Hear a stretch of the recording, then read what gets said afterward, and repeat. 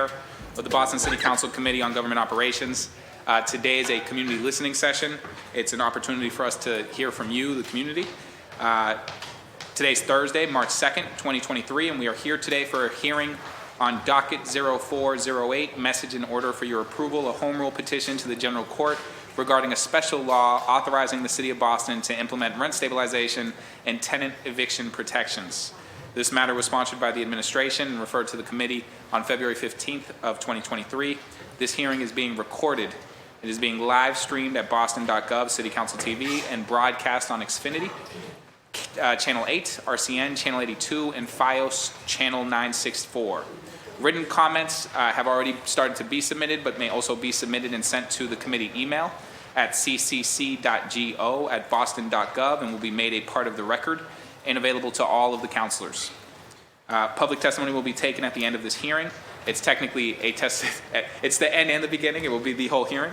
But public testimony will be taken here in the chamber. You can sign up here. We have sign-up sheets, I believe, on both sides, but I certainly see them over here. And you can let staff know that you would like to make public comment. You can also sign up online. We have folks who will be testifying virtually, and we will be going in an order for folks in the room and folks online. If you would like to testify virtually and you are watching this now, please email Megan Kavanaugh at Megan, MEGHAN, .Kavanaugh, KAVANAGH, at boston.gov for the link to testify, and your name will be added to the list. If you need interpretation for today's hearings, we have interpreters for Mandarin, Cantonese, and Spanish available today.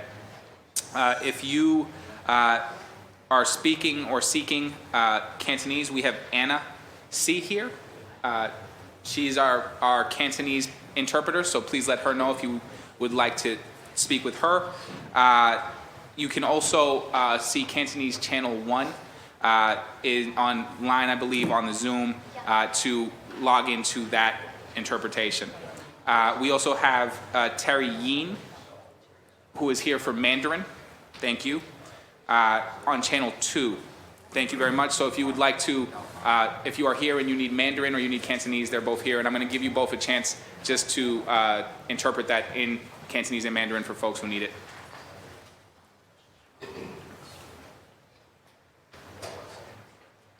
Second. And we also have Spanish interpretation today. Gabriela Herrera and Erica Perez are providing Spanish interpretation. They're available via Zoom, but if you are in the chamber and you need Spanish interpretation, they will also interpret for you. I believe Michelle is who you would talk to get on that. I'm going to give counselors a chance to give openings for being present here today for listening as they come in. We'll give folks a chance to give an opening. This is a community listening session, so there will not be any presentation or questions. The purpose of this is to hear directly from our community and constituents, and so I'm going to do this in order of arrival. I'm not putting a timer on my council colleagues. I think that this is, since there's no questions or presentations, we don't need to put a timer on your opening. And so we're going to go begin with Councilor Ed Flynn. I know Michael Flaherty is here, and so when he walks in, technically it'll be Councilor Flaherty, followed by Councilor Murphy and Councilor Baker. So beginning with you, Councilor Flynn, if you have an opening you'd like to give.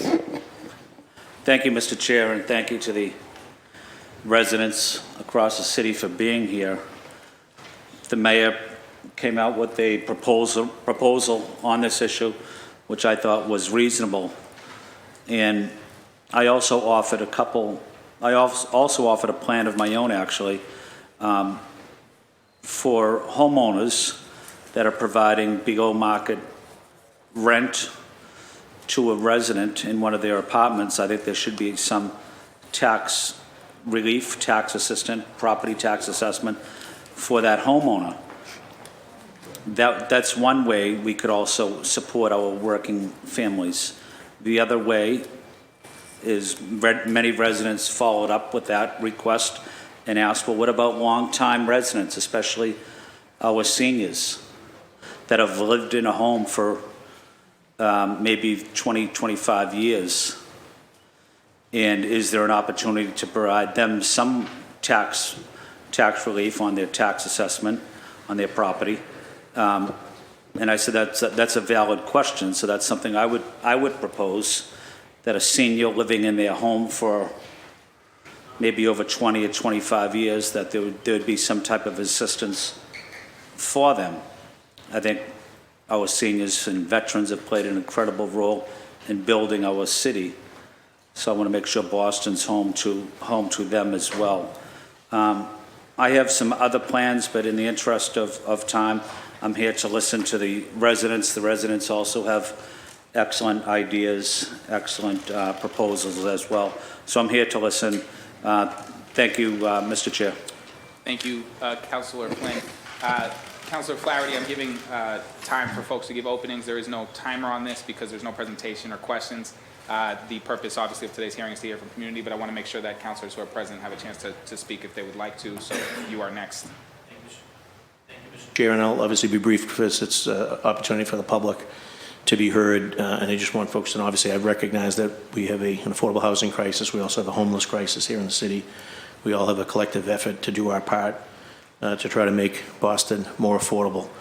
And that being said, with respect to the legislation that's in front of us now, my concern are around these smaller properties, the smaller landlords, and feeling that it puts them at a disadvantage, particularly those that don't have big property management companies or lawyers or accountants that sort of control their books, but have a small portfolio of property that they've managed on their own, and concerns that, this legislation will prejudice them.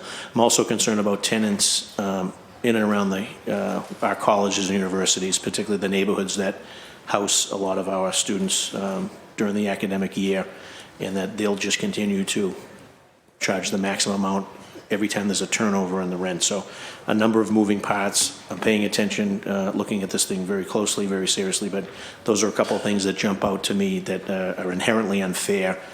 So if we're able to exempt some more of the properties, and again, this isn't about the big companies and the gougers, this is about small property owners and whether they're owner occupied or not. So I think we should consider exempting some more of the non-owner occupied in the smaller category. We saw how devastating and disastrous it was over in Cambridge when they were trying to manage the small properties back in the 80s and 90s. We do not want to have a repeat of that here in Boston. So that said, look forward to the testimony and listen to folks as they give us their thoughts and opinions. Thank you, Mr. Chairman. Thank you, Councilor Flaherty. Councilor Murphy. Thank you, Chair Arroyo. And thank you to the residents for being here. I'm looking forward to this conversation, hearing from you and listening to your concerns and what you bring forward. I have been following this closely, and as a renter myself, I know that the cost of living in the city of Boston is increasingly, it's been unaffordable for a long time, but it keeps going up. So we need to do something. We're definitely in a housing crisis. We need to be building more housing so that there's more opportunities for low-income, middle-income families across the city to have access to housing, affordable housing. So looking forward to this conversation. Thank you for everyone for coming out, and thank you, Chair. I'll leave. I want time to hear from the residents, so thank you. Thank you, Councilor Murphy. Councilor Baker, if you have an opening. Thank you, Mr. Chair. Listening session, so I'm here to listen. I do have a conflict in a little while, so I'm going to get right to it. Thank you, Mr. Chair. Thank you, Councilor Baker. And I'll save mine for later so that we can get to community. But I do want to speak briefly on just what's before us. The matter was sponsored by Mayor Wu and will enable the City of Boston to implement rent stabilization. The act sets the maximum allowable rent increase at the Boston Metro Consumer Price Index, or CPI, by plus 6%, or a maximum percentage increase of 10%, whichever is lower. This home rule petition includes tenant eviction protections, including just cause eviction protections, which means under this proposed law, tenants could only be evicted for cause, such as failure to pay rent, substantial violations of the lease, or use of the unit for illegal purposes. Additionally, this home rule petition enables Boston to update its condominium and cooperative conversion to extend the protections of the original legislation to more properties. It makes important updates to the rental registry's data collection to better support tenants. This hearing is an opportunity for us, the city, to hear from you directly in public testimony on the impact of this legislation on yourselves. However, this committee will also be holding a virtual working session on Monday, March 6th at 10 a.m. specifically for council colleagues to discuss specific languages of this home rule petition. And so I'm going to go to our first folks on our list for testimony here, and we're going to do this 10 in the chamber, 10 on Zoom. In the breaks between that, I'll go to councilors as they arrive. I want to know if Councilor Braden is here with us today, and they can give their openings at that time. And so I would like to start with, do we have Alba Oliver signed up online? Yeah, okay, so let's get our public testimony for Zoom up and ready to go, and then I'm going to start with who's here in chamber. Thank you.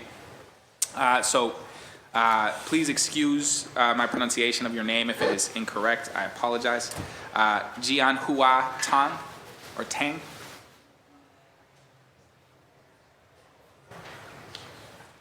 And for folks, please introduce yourself when you come to testify. If you're online or in person, please state your name, your neighborhood and/or affiliation to an organization if you are speaking on behalf of an organization.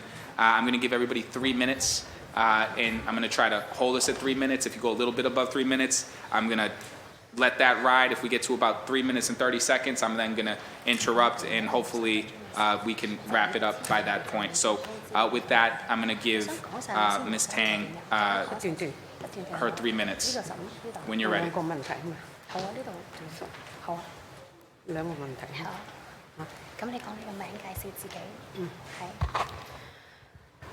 我叫湯建華，我住喺 South End， 我亦係波士頓華人前進會共同主席。但係我今日呢係以居民嘅身份 ，South End 居民嘅身份嚟發言嘅。不過我哋前進會亦都係支持 control 呢個房租嘅。 Hi everyone, my name is Jinhua Tong. I am a CPA, Chinese Progressive Association co-chair. I'm a South End resident. I'm speaking here today as a South End resident. However, CPA also is very concerned about this proposal.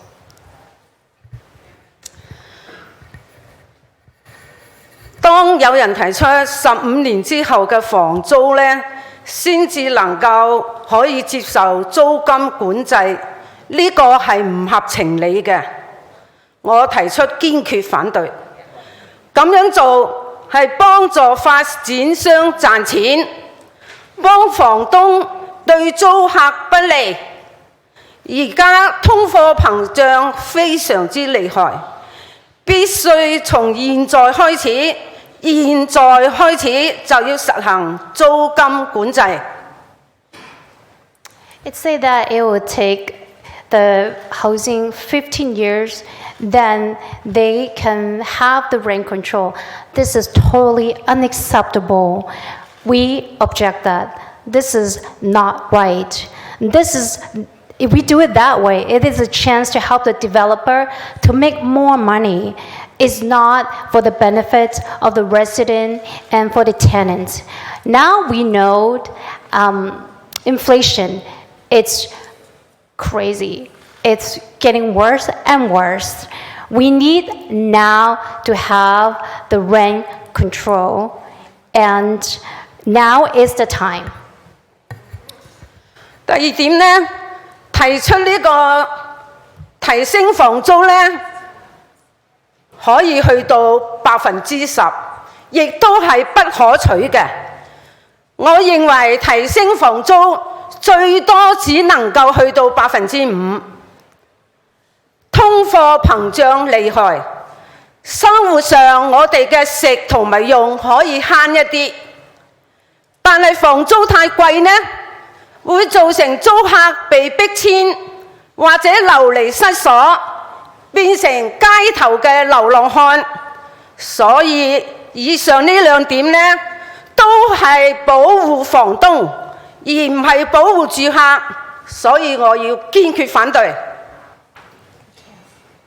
My second point is, it said that they can increase the rent up to 10%. This is not okay.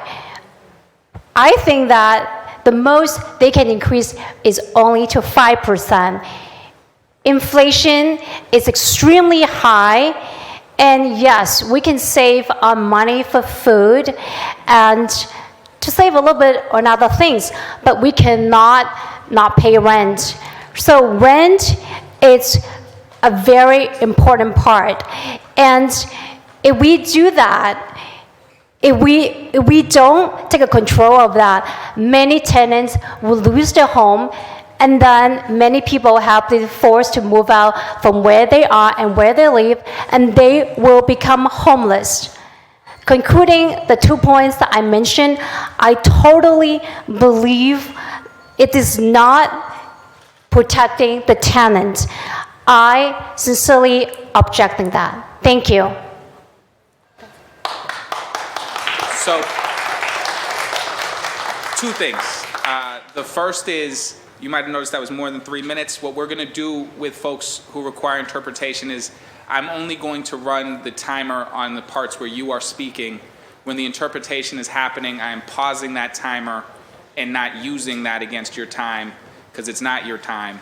So when you are speaking and you are working through an interpreter, know that I'm only going to count the time that you are speaking towards those 3 minutes. The interpretation itself is paused.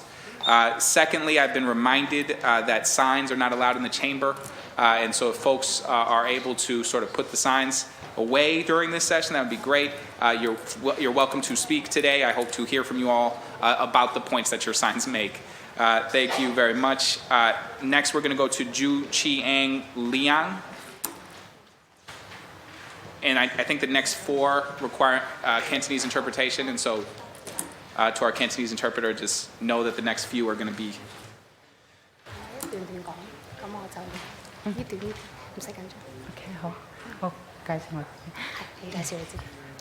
Hello， 大家好，我叫黃美群。我而家係幫另外一個家長讀佢嘅故事，因為佢上個星期三喺嗰度等咗好耐，都排唔到我哋發言，所以佢今日冇辦法嚟，所以叫我幫佢代佢發言。Hi everyone, my name is Jing Xinglan. Actually, I am giving a testimony on behalf of a parent. She was here last Wednesday. We were waiting for a long time. She was waiting for a long time, but she didn't get her turn. So, and sadly, she couldn't make it today. So I'm speaking on her behalf.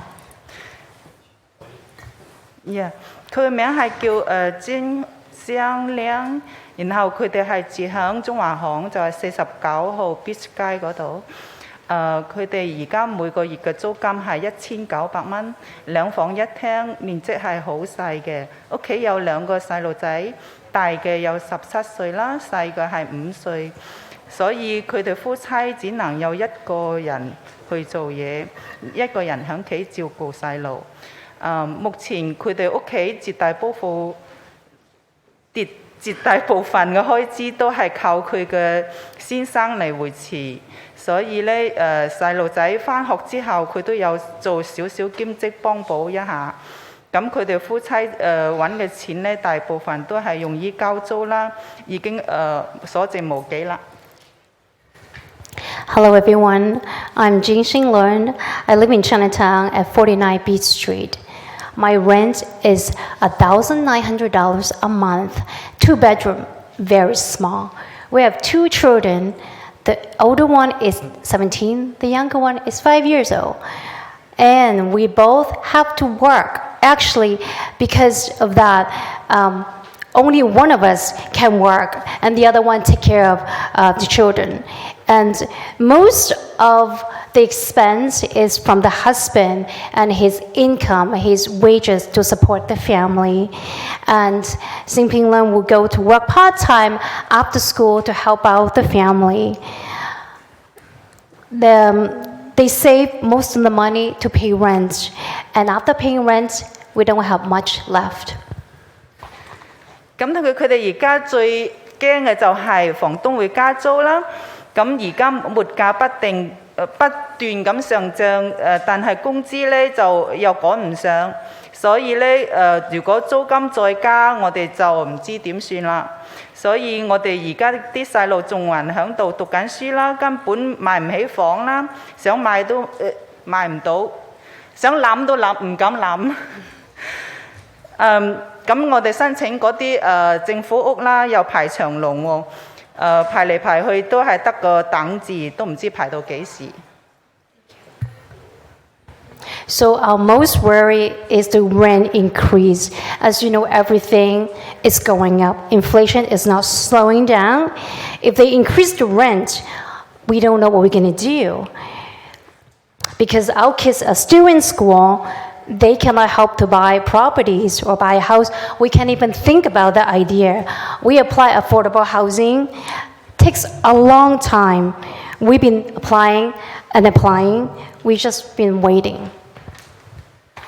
咁希望政府有關部門咧都可以關心我哋啲好低收入嘅人群，嗰啲工人階級，盡量對房租進行管制啦。咁定一些政策出嚟，唔使不停咁樣嗰啲房租不停上漲，冇上限。咁我哋係好需要一間有穩定嘅住得起嘅房屋。多謝。So we hope that the government and official will care about the working class people like us, like me, and the lower income to implement the rent control in a way to have good policy. Not letting the rent control to be increased in an unreasonable way. There's no limits for how much they can increase. We really need stability for the housing. We really need that. Thank you. Thank you. Thank you. Ying Mei Wu. Ying Mei Wu. Oh, perfect. Because Ying Mei Wu is same last time for cannot speak. I try to lead her statement here. Maybe. Wu Ying Mei. My name is Wu Ying Mei. I live in AAA Washington Street, Boston, Massachusetts 02111. 你坐喺 back up 我嚇。Okay. Okay. My name is Mei. Finally, we and my two sons moved to Oak Terrace for the median income house. Right now, the rental is 1,800.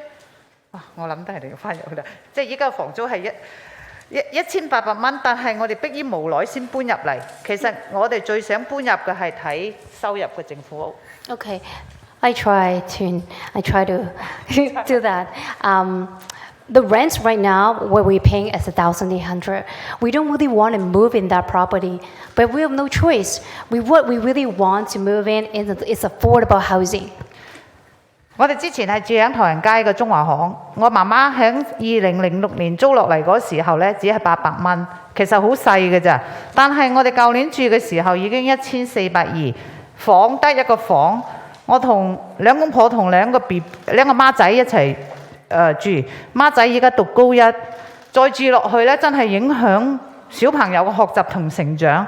所以喺中華巷嗰段時間呢，我哋最想就係搬入政府屋，但係等到而家，我哋試過帶咗好多表去攞抽籤屋啦，都渺無音訊，所以我哋最後冇晒辦法先搬入嚟華順屋，因為我哋想啲小朋友喺度讀書，但係1800蚊對於我哋而家嚟講都好重嘅負擔。即係佢嗰間幾多間房啊？而家佢而家兩房4房。Okay, so let me tell you the housing situation. The place we're living is really small. It's 2 tiny bedrooms. And when we moved in there, and it was $800 in 2006. Right now it's 1,420. There are 4 people living there, and it's a mom and dad and 2 twin boys, and they're in high school first year. Think about this. In the long term, this is not really good for the kids, right?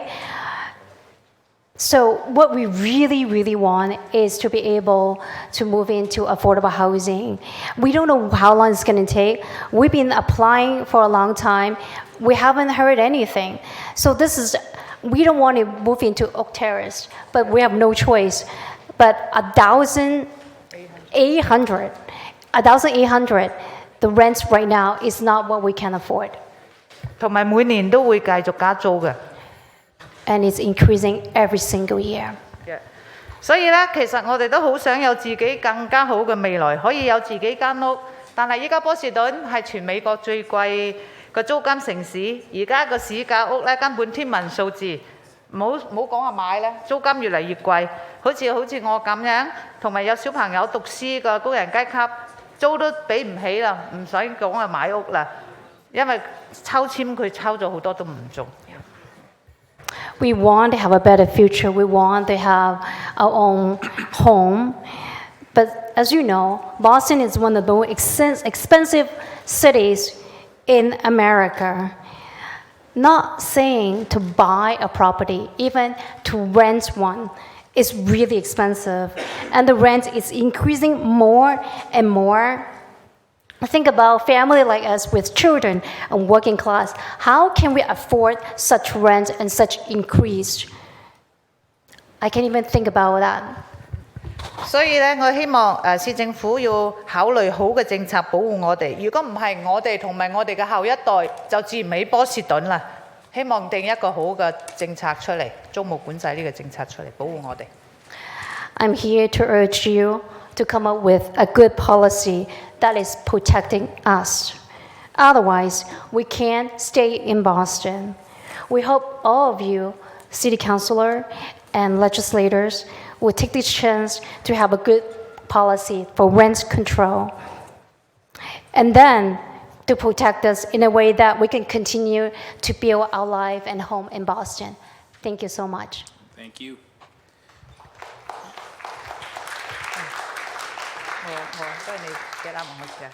Bao Lin Kwang. Yeah, it's me. Hi, my name is Bao Len Kwang. I am a staff in Chinese Progressive Association. I am the community organizer for over 15 years, and I am living in Brighton right now. I am Brighton Leston. And I work in Chinatown, and I see a lot of the family who kick out Chinatown. They move to other city because they cannot stay in our community. And even me, before I live in Chinatown, I have the daughter in Chinatown, and then I try to find 2 rooms in Chinatown, cannot find, and then I moved to South Boston. After that, but I am really lucky. I got the lottery, and then can have my own house in Brighton. Right now, that's why I know the affordable housing for the family is very important. But right now, I see the land and the housing market land. Oh my God, it's so crazy. And even my daughter talked to me, Mom, I think I need to live with you. I don't know how can I move out without you, because she's thinking about the future. She cannot buy the house, even the land is so high. And I work in Chinatown. I just thinking about the housing is human life. But right now in Chinatown, a lot of the low house is like the developer, they bought it and then to try keep them out the low house long time less than. For example, it's like the 106 Tyler Street. In the 103 Hudson Street and 101 Hudson Street, this is all the low house. It's the developer, they bought it and try to keep, it's actually, they put out all the residents. And then right now, no more long time residents living over there.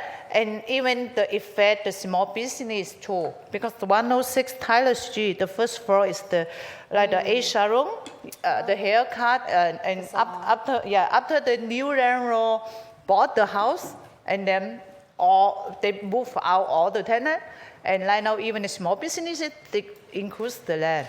But the effect is because the small business, if the usually do the haircut is for the worker family, but right now the land is very high. They need to double the the haircut fee or something. So I think that's why if we want the family or the low-income people living in Boston, we must have the good land control policy. That's why today I do my best. That's why I represent a lot of the Chinese family, working family, and you can see all our elderly. They really want to stay in Boston. Thank you. Thank you. Yeah.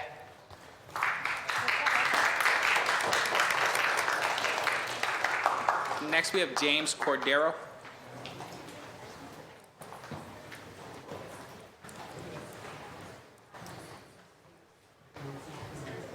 Good afternoon, everyone. I'm James Cordero. I'm a resident of Dorchester, and I am a public school teacher. I want to begin by just thanking the City Council, the Mayor's Office, as well as the countless staffers, community partners, and organizations that helped draft the rent control proposal as is.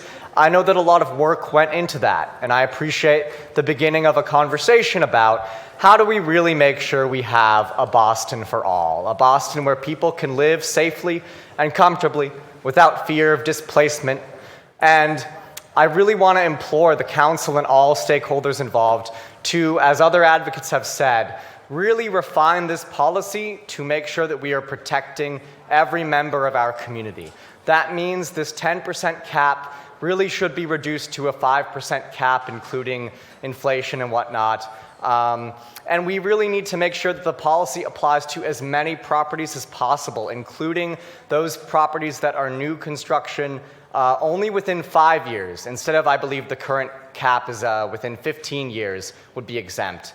The fact of the matter is we have a city where people want to live in, because it is a beautiful city with many opportunities, and people are being priced out, and people are deciding whether they would pursue a life here or go elsewhere. We as a state are actually losing population, and our housing costs have to do with that. We need to make sure we are making sure that people do not get pushed out unfairly. I want to build a life here. I love being here, and I want to make sure that I can afford to be here so that I can contribute to this community, and I know many just like myself. I understand there are concerns about making sure that developers still build housing, and I think the policy as itself is allowing for that. The 5% cap allows for plenty of wiggle room for developers, and I think we really need to make sure we ask ourselves, do we want housing that maximizes the profits of real estate corporations, or do we want to make sure we have a Boston for all, a Boston that ordinary people who make ordinary wages can actually afford to live in? And that is the priority that I urge the council, the mayor, and all involved stakeholders to prioritize above all else. Thank you for your work, and have a good evening. Thank you. Next, we have Michael Kane.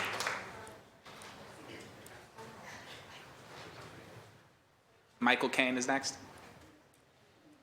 And then David Nolman.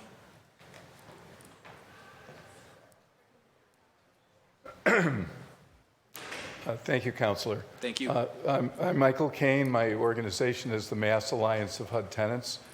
We've saved about 8,000 or so apartments in Boston since the 90s, one building at a time, through tenant organizing campaigns. We're currently doing that at the Forbes building in Jamaica Plain, 147 elderly and handicapped people who are facing displacement from $1,200 rent increases unless we can get legislation passed. So we really need your help on that. We commend the council and the mayor. I thought I'd almost never live to see this in 50 years of advocacy for rent control, to have a majority of the council that is clearly committed to doing that, and a mayor that's really taking a courageous lead. That is what's changing the dialogue at the State House. We've been up there lobbying since the 90s for rent control, pretty much alone for most of that time. And I can tell you that the atmosphere is starting to change. And it's because of all of the organizing work by tenant groups around the state and here in Boston, and because of your leadership as well. They're starting to hear us. We need to unite and push harder to get what we want. Oh, is it not? Yeah, closer it's to not the mic, yeah. picking up. Okay. And if we can mute that device. Thank Okay. you. So we just want to mention a few things that we think should be added to the mayor's proposal to strengthen it. First, we agree with almost everybody who's spoken on this that the cap needs to be lowered. There's no reason it should be above the CPI, right? CPI is inflation. Landlords should be able to get the inflation, and the proposal from the mayor allows them to get extraordinary increases. If the utilities go up or the boiler breaks, they can get that by going to the city and getting approval. So that there isn't a reason to add 6% on top of that. And if we do, I can guarantee you the landlords will just raise rents 6% every year, right? They'll figure out a way to do that. So you need to cap that at a lower level. Secondly, we need to stop vacancy decontrol, help stop VD. We saw this in the 70s. We saw the decimation of rent-controlled units and people displaced all over the city. 35,000 apartments that were converted to condos in the early 80s. I remember that. We don't want that to be in this new proposal. So that was something, we disagree with the mayor on that. Her proposal allows the units to reconvert to market as soon as somebody moves out. They call it a they're calling it a rent, a market reset. Well, that is a form of vacancy decontrol. Very bad idea. If you do that, it will be an incentive, financial incentive, to landlords to drive people out by hook or by crook. That's exactly what happened in New York until the legislature in New York finally repealed vacancy decontrol in 2019. So you need to avoid that one up front. That's a very important change. Either cap the turnover rents at the same as the overall cap, or maybe if you're lowering it to CPI, allow them no more than 5% upon turnover. That's that 30-second grace period, Mr. Kane. Okay. The other quick ones. Yeah, if you could just, Okay. I'm inside or outside of this 30 seconds? well, you're outside, so you're at 3:30 now. Okay. I'll give Well, you real another quick, 30. I'll give you another 30 seconds. expiring use housing, like the buildings that we represent, there is a home rule petition which you all passed unanimously, but we think that a couple of provisions from that should be added to the mayor's proposal, particularly to allow the city to require owners to renew subsidy contracts or replace them to keep units affordable for extremely low-income people. And lastly, I'll mention requiring disclosure of beneficial ownership interests. In the expanded registry, which is in the mayor's proposal, add some language that says that a real person has to be identified as the owner. No more secretive LLCs, which are typically masking global criminals. And it's laundered money. That's why they're hiding it. You need to stop that, and so that we know who's buying the house next door. You all know who's buying up the 30 condos in Millennium Towers by plopping down cash. This is like outrageous, and it's dangerous, and it's happening in increasing just in neighborhoods like Mission Hill and Roxbury. So those are our suggestions for adding provisions to this. Thank you, Mr. Kane. Okay.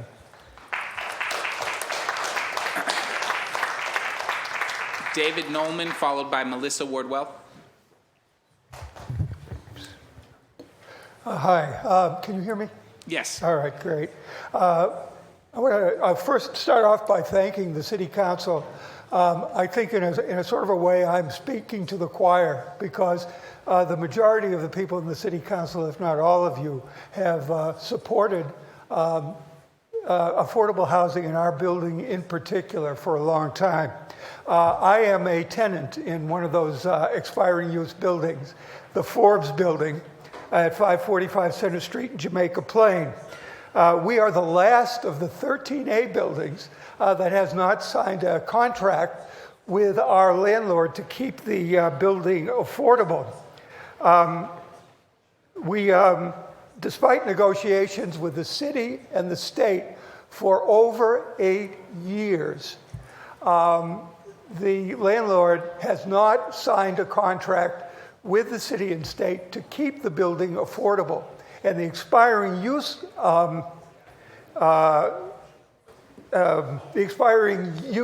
contract has run out, which means that the people in our building are subject to eviction. Those people are people who are 62 and older, elderly people.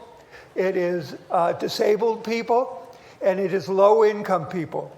And I will tell you straight out that the apprehension in our building is palpable.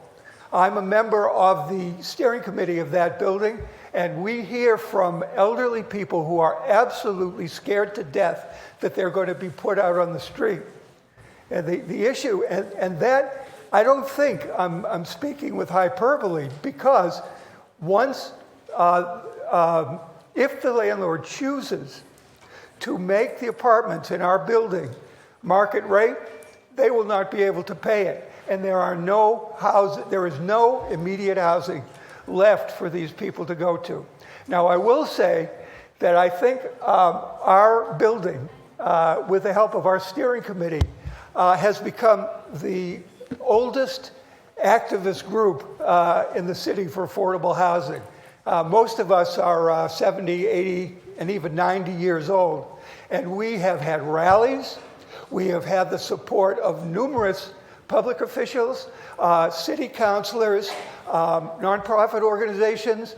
And as a result, we believe the landlord has agreed to give our tenants 1 year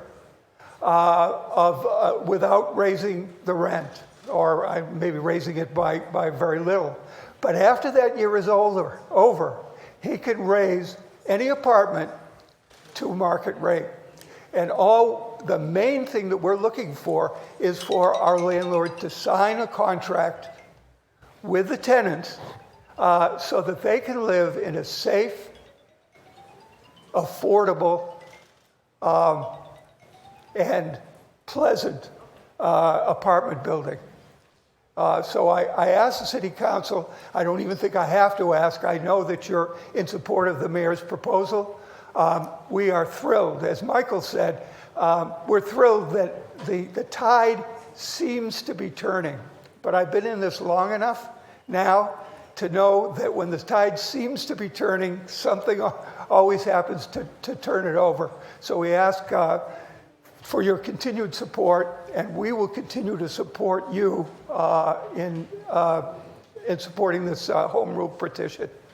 Thank you. Thank you.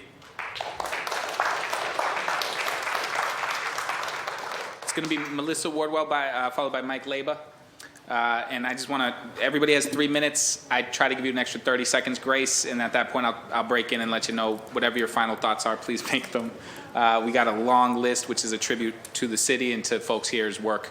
And so I want to make sure everybody gets a chance. So Melissa Wardwell and Mike Leba,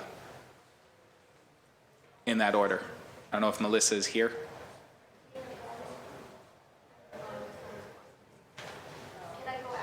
Yes, so you want to switch with Mike? Yeah. Yes, you can go after Mike. So Mike Leba, followed by Melissa Wardwell.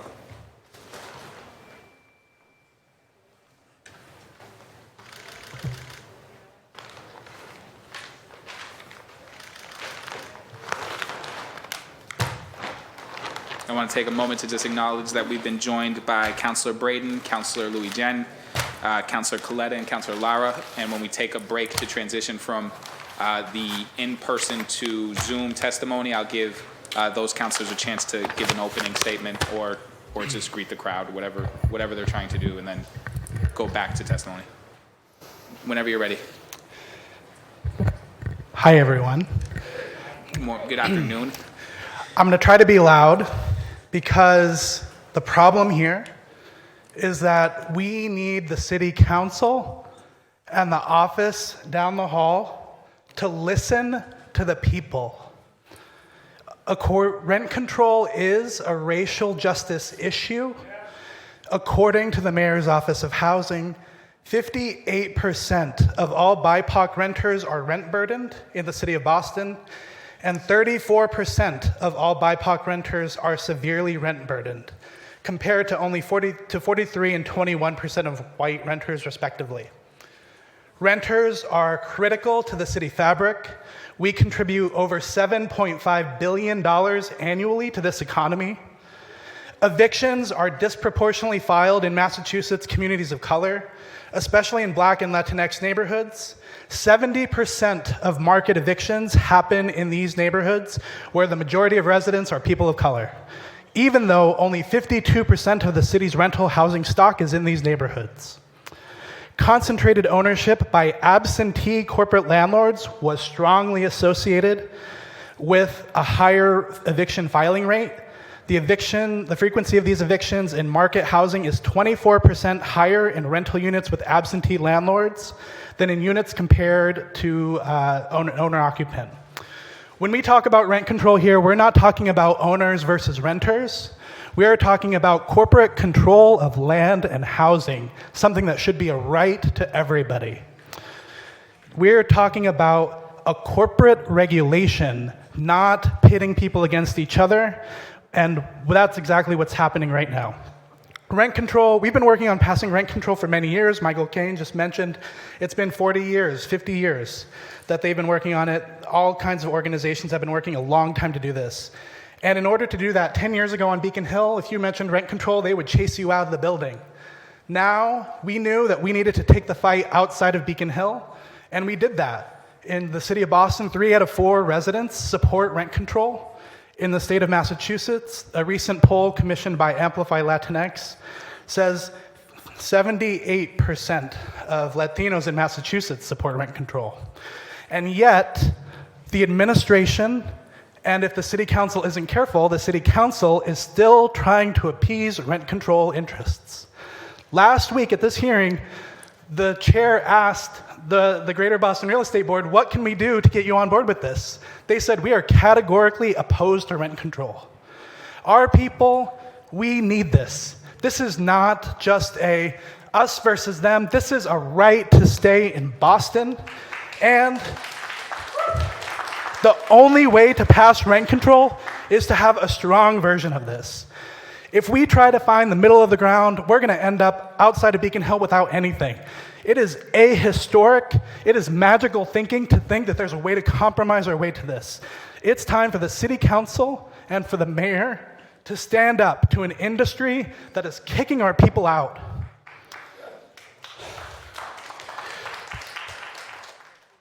As soon as this home rule petition started moving a week ago, the industry announced almost $500,000 in ads against the policy. It announced a frivolous lawsuit. It's weaponizing the court system to delay, to stall, to stop this legislation. We won't stand for it, and we want you, the council, to stand up and represent the people of Boston. That's what we want. It's not realistic to think that a middle-of-the-road compromise is happening in good faith. It's not going to happen. The second this starts moving on Beacon Hill, the mortgage industry, the real estate industry, they're going to poison the well like they do every single time, every single year, every single session.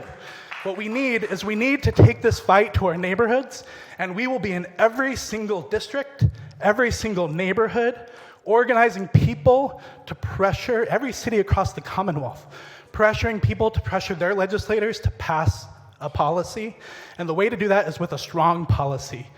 I know this is a high-pressure situation for the council, and I'm asking you to represent your constituents. That's what I'm asking. Just the 30 seconds over, period. Last thing. I'm asking you to stand up for the small guy. Don't be convinced by arguments of political viability. Here, I have over 200 written testimonies. I'm going to hand them out to every single one of you. And these were collected in 2 weeks.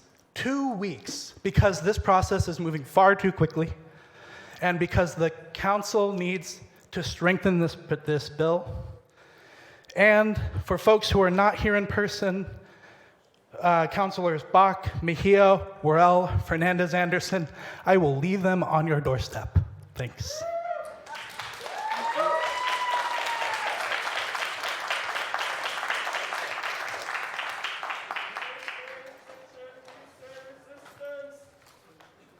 So we have Melissa Wardwell, followed by Juliana Morris.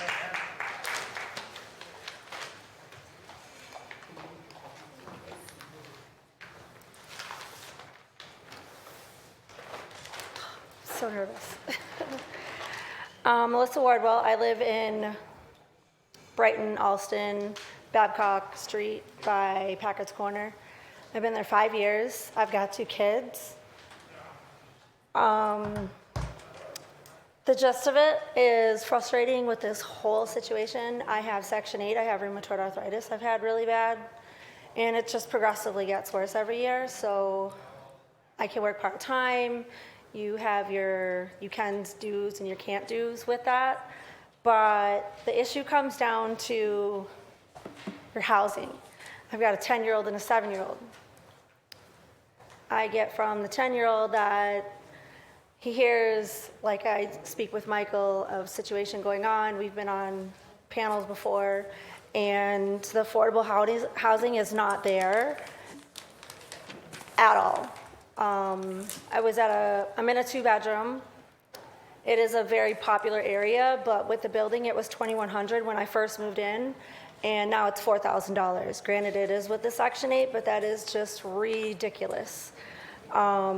It went from hearing the kids say they don't want to move to knowing it's an issue due to the management and obviously inflation, because that's just everywhere you go with, do you decide, do you want food, or do you decide, do you want to pay rent?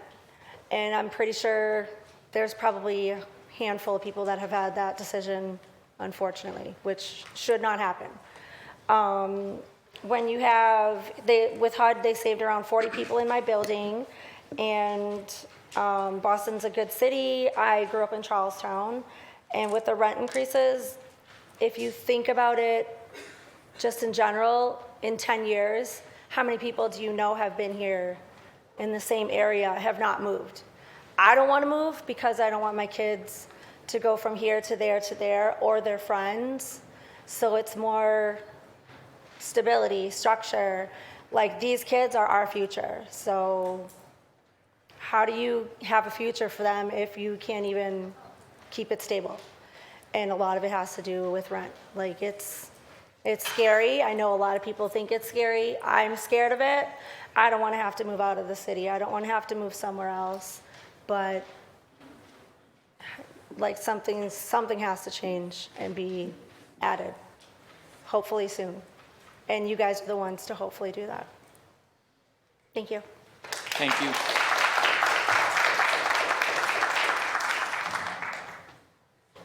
Juliana Morris, followed by Eloise Lawrence, and then we're going to go over to our council colleagues who have joined us. We've also been joined by Councilor Worrell now, and then we will go to Zoom, and then we will come back to in person.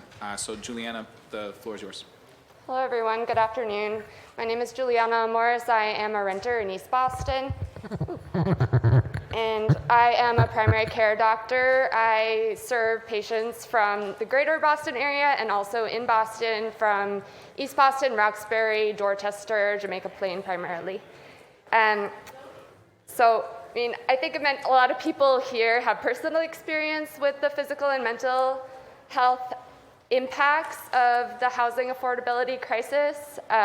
So I'll just talk about kind of how it affects us day to day in the clinic. We see it's basically a topic of conversation every single day in many of our appointments. I have patients who have been forced to stay in domestic violence situations because they're unable to find a way out. I have patients who have been unable to control their hypertension or diabetes because of the stress of impending evictions or just the day-to-day grind of trying to make rent. I had a patient the other day who was telling me that she wasn't going to be able to purchase her copay for her CPAP machine for sleep apnea because her rent prices were just too high. And I had a patient the other day who actually had managed to quit smoking. She has COPD, but then they raised her rent. I think it was greater than 5% or 10%. And she had to scramble to find a new place. She took up smoking again. I don't know how long it'll take her to quit this time. So Also, people are moving far away. The displacement is really impacting health because people don't have access to their long-term providers, and sometimes they're in places where they have much poorer access to health. I have a patient who has to rely on rides from her niece that are pretty hard to come by, and she's missing so many appointments, and everything's just getting totally out of control since she was displaced.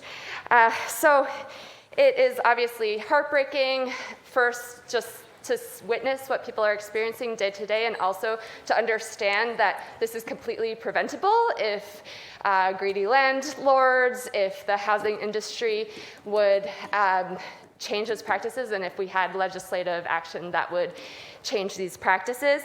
It's putting strain on our health system, the moral injury in that health care providers experience.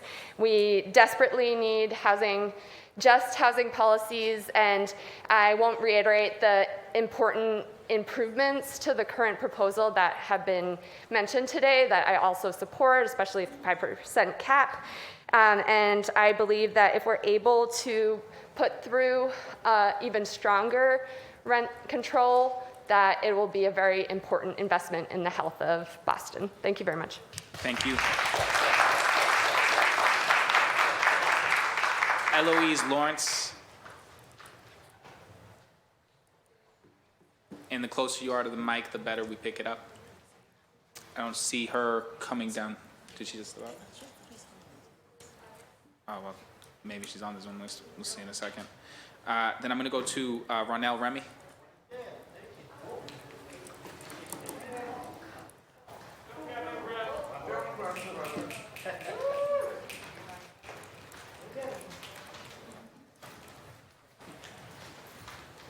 Hey everybody, good afternoon. My name is Ronell. I'm an organizer with City Life.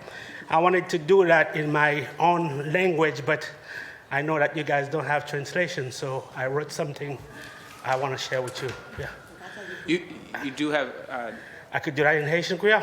I mean, if it's okay, if you're comfortable with Councilor Louisiane translating. Of course, I am. All right, then perfect. So then we will do it that way. And Okay. just again, a reminder for folks: only the time you are speaking counts against your time. I will not count the interpretation time against Okay. your time. Okay. Yeah, is it easier for you to go over there? Thank you, Councilor Louisiane. This is why diversity and having It's different important. languages is important.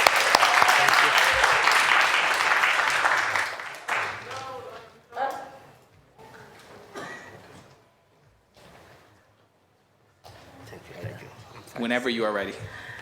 Okay, good afternoon, everybody. My name is Ronell. I am a father and a husband, and I'm here to speak on behalf of the. Oh, Jesus. Sorry. Sorry, folks. I'm sorry.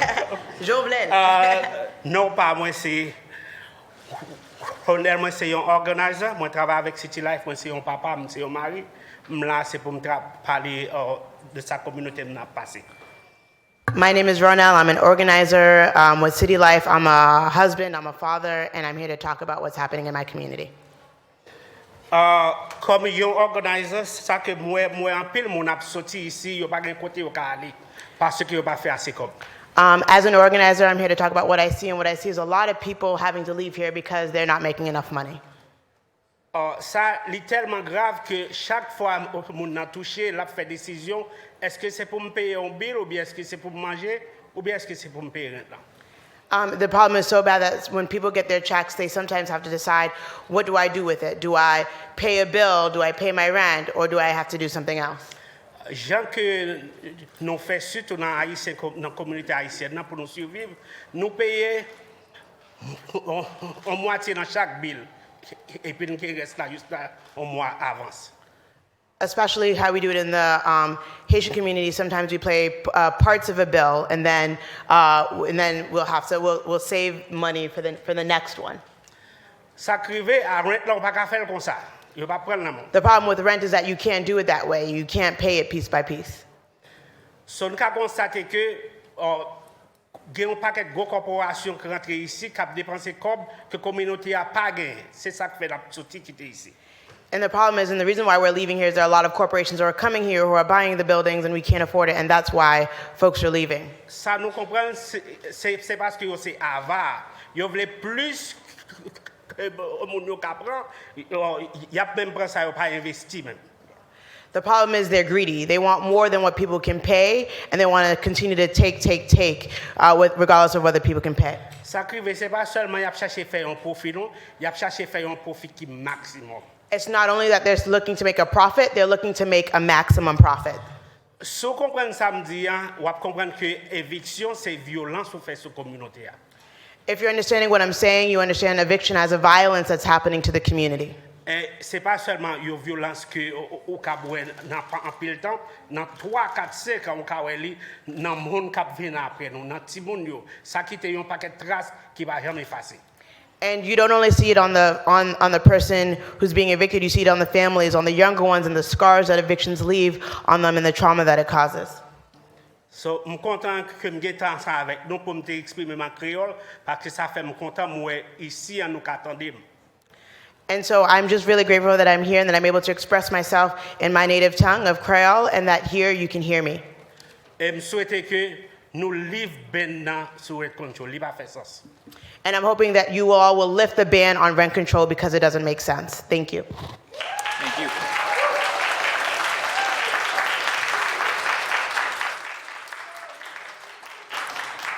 Thank you, Ronell. Thank you, Councilor, for helping facilitate that. We are about to transition to our Zoom testimony. If you are watching this live and you are unable to make it to City Hall to sign up here in person for in-person testimony, we will be going for a little while here. We've got a good amount of names, so if you are on the way, you're fine. But if you're unable to make it and you would still like to testify, please email ccc.go@boston.gov at any time as this hearing is proceeding, and we will make sure to add you to the list. I want to thank you. I want to make sure that we give the colleagues who have joined us, we have given colleagues a chance to speak. I'm not putting a timer on any of you, so however, whatever you would like to express, whether it's a minute or 5, that is fine. I'm going to go in order of arrival. Councilor Braden just stepped out, so she would have been first. Councilor Louis-Jean, if you have anything you'd like to just share, please do. Thank you, and thank you to everyone for being here. You just heard from me in translating, but I'm Councilor at Large Ruti Louis-Jean. I agree with my brother Ronell that we need to lift the ban on rent control, and that our communities are really hurting. We know that a majority of Boston residents support rent control, and so we are here today to listen to you and to hear your testimonies. I have heard a number of people here today say that I thought I'd never live to see this. I thought we wouldn't get here, and so I want to thank the advocates for pushing this, and I want to thank the administration for the political will to really bring this forward. It's not an easy conversation, but it is one that will really save our communities. As an attorney who worked in housing court and who continues to work in housing court to help our families, I know that there are a lot of the provisions in this bill, like a just cause eviction, that will really help a lot of our families. There's so much that we got to do. There's not one magic bullet, but this is definitely a part of it. And so I look forward to the work and moving this forward with all of you. We know that this proposal isn't perfect, and that there are more tenant protections that we'd like to see. We need to do whatever we can to stabilize families, to continue to build more affordable housing, and to make sure that we are listening to the needs of residents. So thank you, merci un pile pour parce que la jodia et parce que exprimons na langue. Merci un pile. Thank you, everyone. Thank you, Councilor. Councilor Coletta. Thank you, Chair Arroyo. And I just want to echo my colleague, Councilor Louis-Jean, and just say thank you to everybody. Thank you to the advocates who are here, who have helped us get here. In my initial testimony during the hearing, I mentioned that I'm the youngest person on the council. I was born in 1992, so I have only ever known a world without rent control. And what I said is that this world is currently hurting people, the way in which we are doing business, and so something needs to change. Particularly in my community of East Boston, we are seeing displacement at record level. And so we need protections. We needed them yesterday. Hearing from Juliana, the physician in East Boston, just thank you so much for being here. Hearing that housing is stability, stability is health, and so housing is health. The stress that I'm hearing from my neighbors is enough to break your heart. And I hear it almost every single day. And so you have my word that we will get something through that will protect you. And what I won't stand for is this fear-mongering that is happening from the other side. I am not here for that, and I am here for you. I'll leave it at that because this is really your listening session, and just look forward to the additional testimony. Thank you, Chair. Thank you, Councilor Guerra. Councilor Lara, and then it'll be Councilor Royal. Thank you, Chair. There we go. Thank you, Chair, and thank you to all of you for being here today. This is, in fact, a historic moment. I oftentimes tell the story of attending my first protest here at City Hall. I was in the 6th grade, and I was right outside of the Ayanella Chamber, and I was with City Life. And we were shouting to a bunch of landlords outside asking for the return of rent control. And now here I am many years later as an elected official, seeing that there's a possibility of us being able to send something out of the City Council to the State House. And so it is not lost on me what this means, not only to all of you, but to me as a young housing organizer here in the city of Boston. Now, this historic moment also requires us to meet the housing crisis with the urgency that it deserves. And in all of my conversations, not only with my council colleagues, but with the administration, I have maintained that the CPI plus 6% cap is not only dangerous, but that a 10% rent increase is beyond what should be allowable for any landlord to raise rents in a city where the average 2-bedroom apartment costs more than $3,000 a month. This cap is being calculated by using an average rent increase from including the average rent increase from the last 3 years, where we've seen an increasingly unstable market as we've been navigating the global pandemic.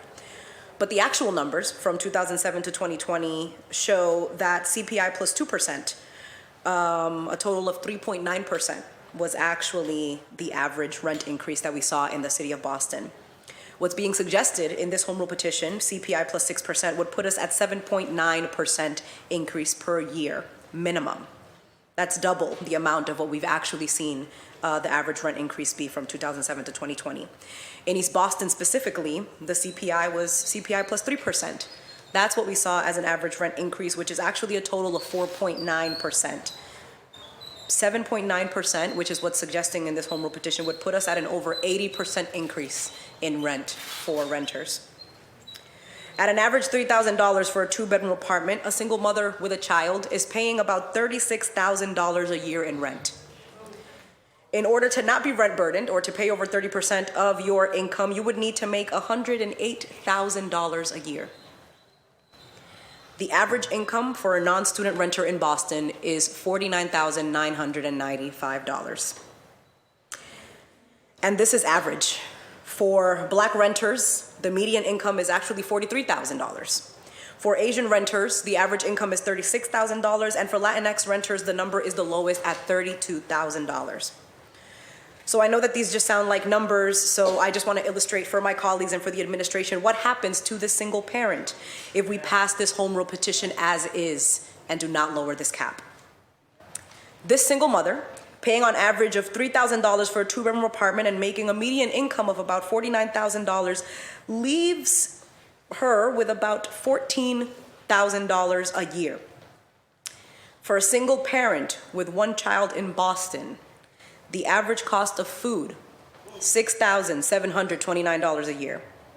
The average cost of childcare, $17,892 a year. Medical care, $8,623. Transportation, $8,040 a year. Bringing the total expense for this single parent with one single child in the city of Boston to $77,284. So now this single parent is $63,000 in the red. That's not even adding. If you were to add an entire other adult, an extra income at the median income for the city of Boston, it would still not put this family in the black. Now, I represent West Roxbury.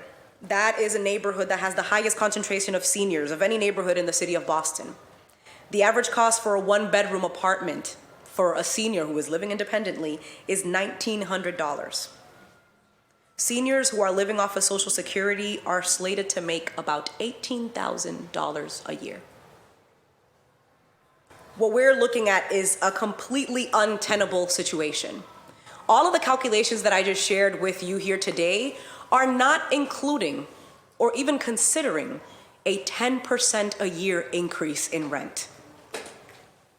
So my invitation to my colleagues and to the administration is to consider who we are standing up for. Yes, we can send a home rule petition up to the State House with CPI plus 6% that we think passes, and then what? What happens to the single parent with the single child that is now $63,000 in the red? This is how expensive it is to live here without the rent increase. What do we say to them and what do we do? This is a historic moment, yes, and I want to commend Mayor Wu for being able to take the step to even put this on the floor in front of us. But what good is a historic moment if we're going to squander it and not really take a vote that's going to take into consideration the people who need it the most? Thank you, Chair. Thank you, Councilor Lara. Councilor Worrell and Councilor Braden joined us again, so I know you're next, but technically, Councilor Braden, you were first in order, so. Thank you, Mr. Chair, and thank you to everyone who's come and given testimony, and thank you for all the folks who've written in with this incredible testimony. Your voices are very important in this conversation. We need to understand just the impact of our runaway rents in the city of Boston, and try and figure out a way that we can bring things into a more stable, a stable situation that will prevent displacement and enable people who love and care about this city to be able to stay and have lived here for a long time.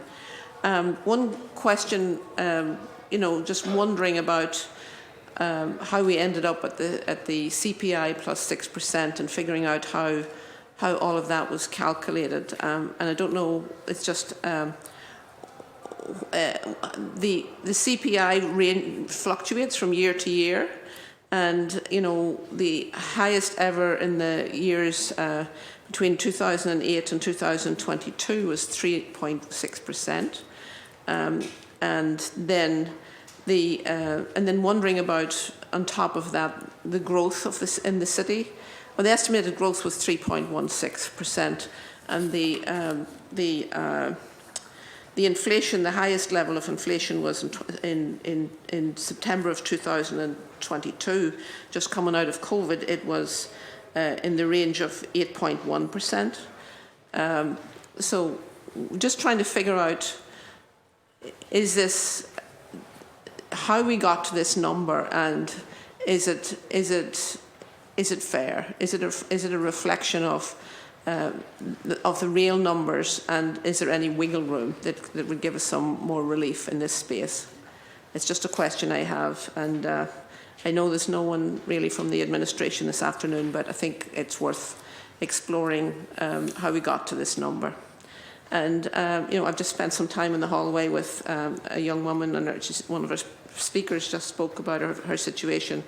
A young woman with a family of two children, and has had her rent increased to $4,000 a month as a single parent. I know she has a voucher, which is enabling her to stay in her situation, but there's so many other folks who don't have that opportunity and that support. And I really applaud Mayor Wu for her stepping up and bringing this home rule petition before us. It's a very important step to take, but I feel that we need to really just scrutinise the numbers a little more to see if we can improve the situation. Thank you. Thank you. Thank you, Chair, and thank you to our advocates for coming out and testifying and pushing for rent stabilization here in the city of Boston. We heard from the testimony today that housing stability has health benefits, which is so important to our community. So it just speaks to the value and the need for stabilization. But on top of this policy, I do believe that we need more production and also increased investments in not only home ownership, but rental assistance for Bostonians. And We understand that the rent is currently just too high for a lot of Bostonians. So I also do believe that there's additional need for policy to create incentives for small landlords to help with that cost burden. Again, I just want to say thank you for all coming out. Thank you to the mayor for this moment. And thank you for just starting the conversation on stabilizing rents and stabilizing families here in the city of Boston. Thank you.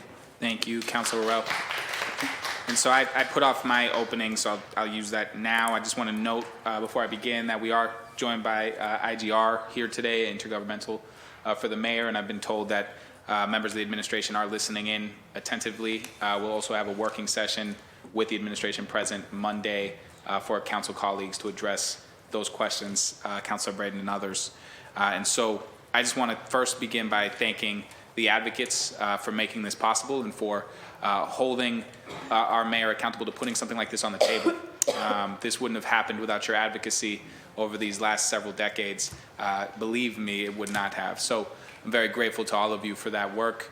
I also want to thank the administration for putting this on the table. I think it took a lot of courage from our administration to essentially do what is the right thing here, which is put rent stabilization before this body and send it up with the backing of this administration.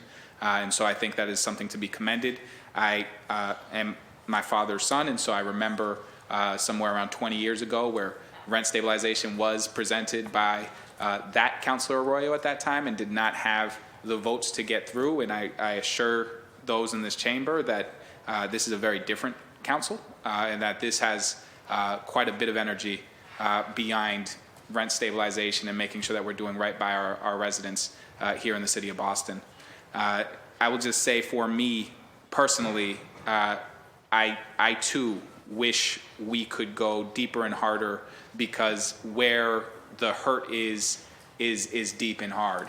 We are losing a lot of our residents on a regular basis. We've seen our recent census numbers show that we have lost Black African American population in the city of Boston, and I have no doubt that that has to do with the cost of living in Boston and the inequities that we see economically in the city of Boston, and who has access to housing and who has access to capital and who has access to contracts and jobs. And so I think it's an incredibly important step to do this for rent stabilization, and I recognize that for people who have already been displaced, this comes too late. And so my message really today is for the legislature, where we know this will have to go next, who have a responsibility to the people of our city to ensure that they are noting the rising tide of unaffordability that we are dealing with, and the solutions that we are sending have the full-throated support of this administration.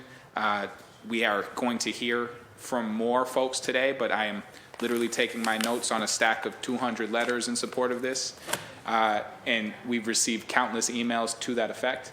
And so I want to make it clear that as we move this forward, we know that even its passage here is not the final step, and that we are hoping that our legislature and that the folks who are here advocating and pushing for it continue to do so at the House as they have always done, but with the added support of the City of Boston's proposal. And so I'm grateful to all of you for coming in. I'm going to continue to go through our session. I want to give Councilor Bach, who just joins us, a chance to speak before I transition to Zoom. And again, if you are watching this and you would like to give testimony, I will stay here until midnight, if that's what we have to do. I can't speak for everyone else, but I will be here until midnight if that's what we have to do. So sign up over there if you are in person. If you are online, email ccc.go@boston.gov, and we will get you on the Zoom list. So Councilor Bach, if you have an opening or any statement you'd like to make. Sure. Thank you so much, Councilor Arroyo. I'm very sorry to be late, but I wanted to make sure I made at least part of this hearing, because I think hearing about how this issue affects people's actual lives in our communities is a really important piece of it. And sometimes when we talk about it like this abstract thing, when the real core, real question is, are people able to plan their lives and stay in our communities? For me, I've said a few times, I think that it's actually an underrated aspect of having a mortgage, that it's not just about building equity, but that people have a predictable monthly payment for often 30 years. And it means that even though, ups and downs may come in their lives and they have to solve for that, at least they know the number they're solving for. And the situation with our renters is they don't know the number that they're solving for year to year.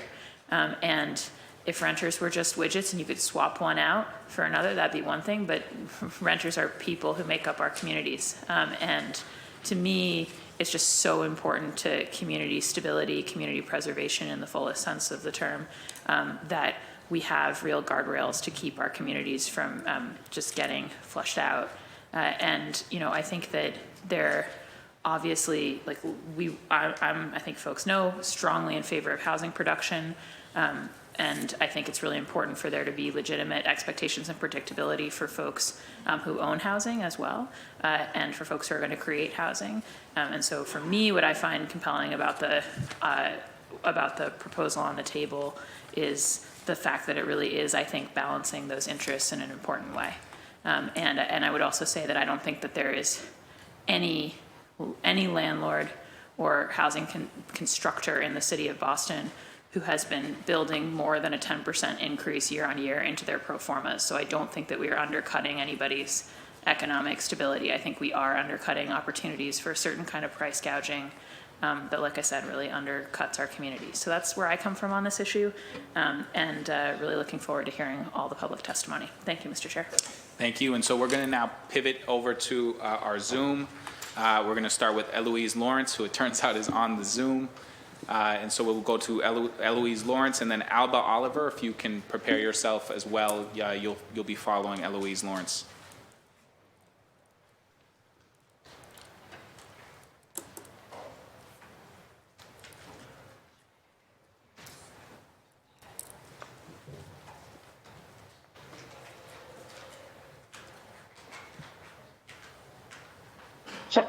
Hello? Hello, yep, we can hear you. Oh, sorry. Yes, I was in the wrong place. I was in Zoom land when I was supposed to be in the city hall. I apologize for that. My name is Eloise Lawrence, and I am an assistant clinical professor at Harvard Law School and the deputy director of the Harvard Legal Aid Bureau. And I've had the great fortune of serving tenants in Boston for many years, often in Boston when they're facing eviction. And the trauma and the hardship that the doctor and others have talked about, that Mel Remy has talked about, cannot be overemphasized. People talk about housing as a human right. I think we also have to think of housing as a necessity. We don't say, won't allow for people to charge exorbitant amounts just for medicine or food, and deny people saying, well, that's just the capitalist market. That's just the reality.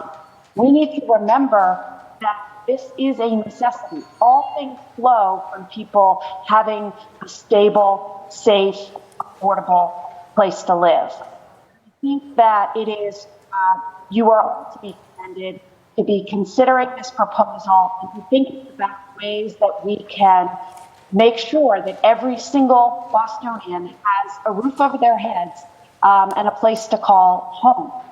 The reality is that we cannot build fast. We will not be able to get ever enough government subsidy to make up for a system where people have unlimited ability to price gouge, charge max profit. So to play a role in the regulation of rents is an essential role of government. And you are doing exactly what you should be doing, which is ensuring that the city, who will pay many costs of people being homeless and otherwise, not borne solely by the public, the government, but instead that we are all part of the solution. And rent control is a symbol and method to ensure that everybody shares in this system in providing this necessity. So I just want to thank you to all of you. Continue to push. But I also think we need to thank the tenants. They are not just actors. They are tenants who have full-time jobs, who are pushing for this and happen. So thank you very much. I appreciate having the time. Thank you.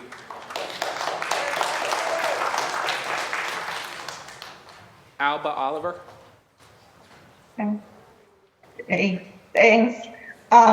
Good afternoon. Thank you for the opportunity to testify today. My name is Alba, and I am a resident of Alston. I work for a nonprofit organization that serves low-income Black and immigrants. I serve as a community ambassador and mobility advocate in Alston, Brighton. I support rent control in Boston, and I appreciate Mayor Wu introducing this proposal, but it really needs to be stronger. I am happy that we're finally talking about rent control because we really, really need it. But Mayor Wu's proposal would be one of the weakest rent control policy in the country. I'd like to take this opportunity to specifically speak on the impact on communities of color, immigrants, and low-income people like myself if the Boston City Council and Mayor Wood don't make this proposal stronger by tying rent increases to the inflation rate. City like Vida Urbana fights for collective bargaining contracts with a max of 3% max on rent increases. This is a rent increase realistic to my household. The 10% is way too high. I could never afford such a high rent increase. I also am in support of the Homes for All mass deal at the State House, which ties rent increases to inflation. So increases typically only be allowed to 2 or 3% with a maximum cap of 5%. As a tenant of Boston, I'm already spending $1,300 of my income on rent for a one-bedroom apartment. This is more than a half of my monthly income. Rent control is supposed to have 3 key benefits. Number 1, it prevents displacement by the outrageous increases. Number 2, it brings down housing costs over time. And 3, it stops no-fault eviction. So for it to be rent control, it must accomplish all of those 3 things. Most women in Boston are single mothers who must receive government assistance to survive and do not make nearly $40,000 a year. This is a huge issue because even if you have a Section 8 voucher, you are at risk of being pushed out of your home if you can't afford such rent increases. We need rent control that has all of those 3 elements which I mentioned so that we stabilize women who look like me, low-income folks, immigrants, and women of color, and most importantly, prevent homelessness and gentrification from spreading like a plague, which already is a huge issue in Boston. Although I am speaking today, I know for a fact that I'm speaking on behalf of so many women who look like me, who are not aware of this public hearing due to language access or don't understand the process or the impact it could have on them. However, most of us have suffered and experienced the effects of rent increases. Please consider my lived experiences and testimony that it is very reflective and represent most Bostonians' experience. Thank you for your time. Thank you. Next, we have Yvonne Christian.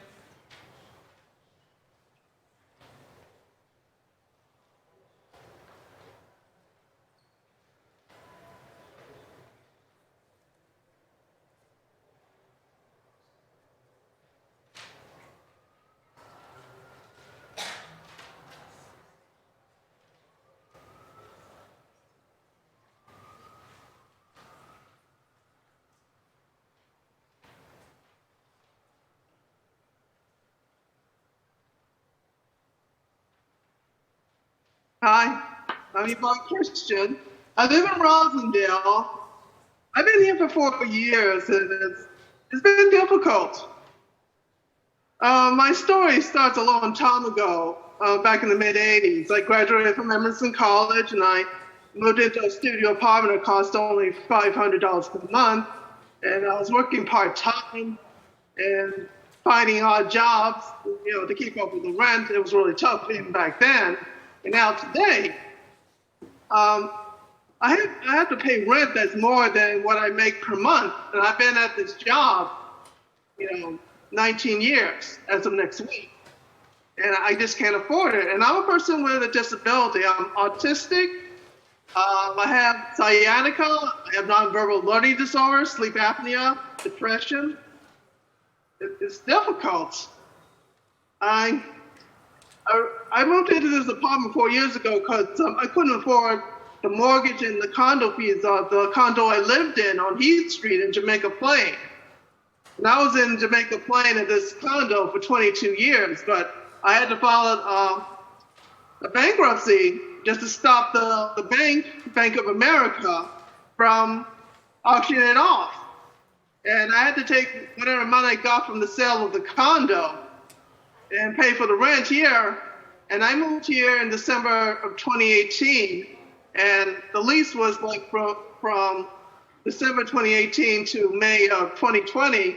But at the time when May 2020 rolled around, the pandemic was in full force. And I was afraid to move. Several months later, I started looking for apartments, and I noticed that a lot of the apartments were more than what I was paying, $1,900 at the time for the rent here. And I couldn't find a new place, and the money I had from the sale just all went away through paying for not just the rent, but also the gas bill. The gas bill is high, you wouldn't believe it. And I'm living here with my 2 emotional support cats. Just living expenses like crazy. And no matter how much money I make, I mean, I got them raises, but it's still not enough. And I'm really frustrated about that. And this apartment I live, it's not even a luxury apartment, but he wants me to pay $2,500. And I don't even have a garbage disposal. And the apartment above is leaking, water sometimes into my apartment. I mean, he's fixed it, but still, I find it very frustrating. I mean, sure, we need rent control, of course. But, right now, I mean, I applied for a voucher a long time ago, more than 10 years ago, and I'm still on the waiting list. I mean, sounds crazy to me. And I just want to have, not just me, but other people are in the same boat. They have to pay more rent than I do. And their places are smaller than mine. This is a 2-bedroom. I mean, trying to make money as an artist and a writer, but, it's impossible. I don't know what else I can tell you, but it's frustrating for me. Thank you. Thank you for coming here and speaking. Thank you. Matthew Rock.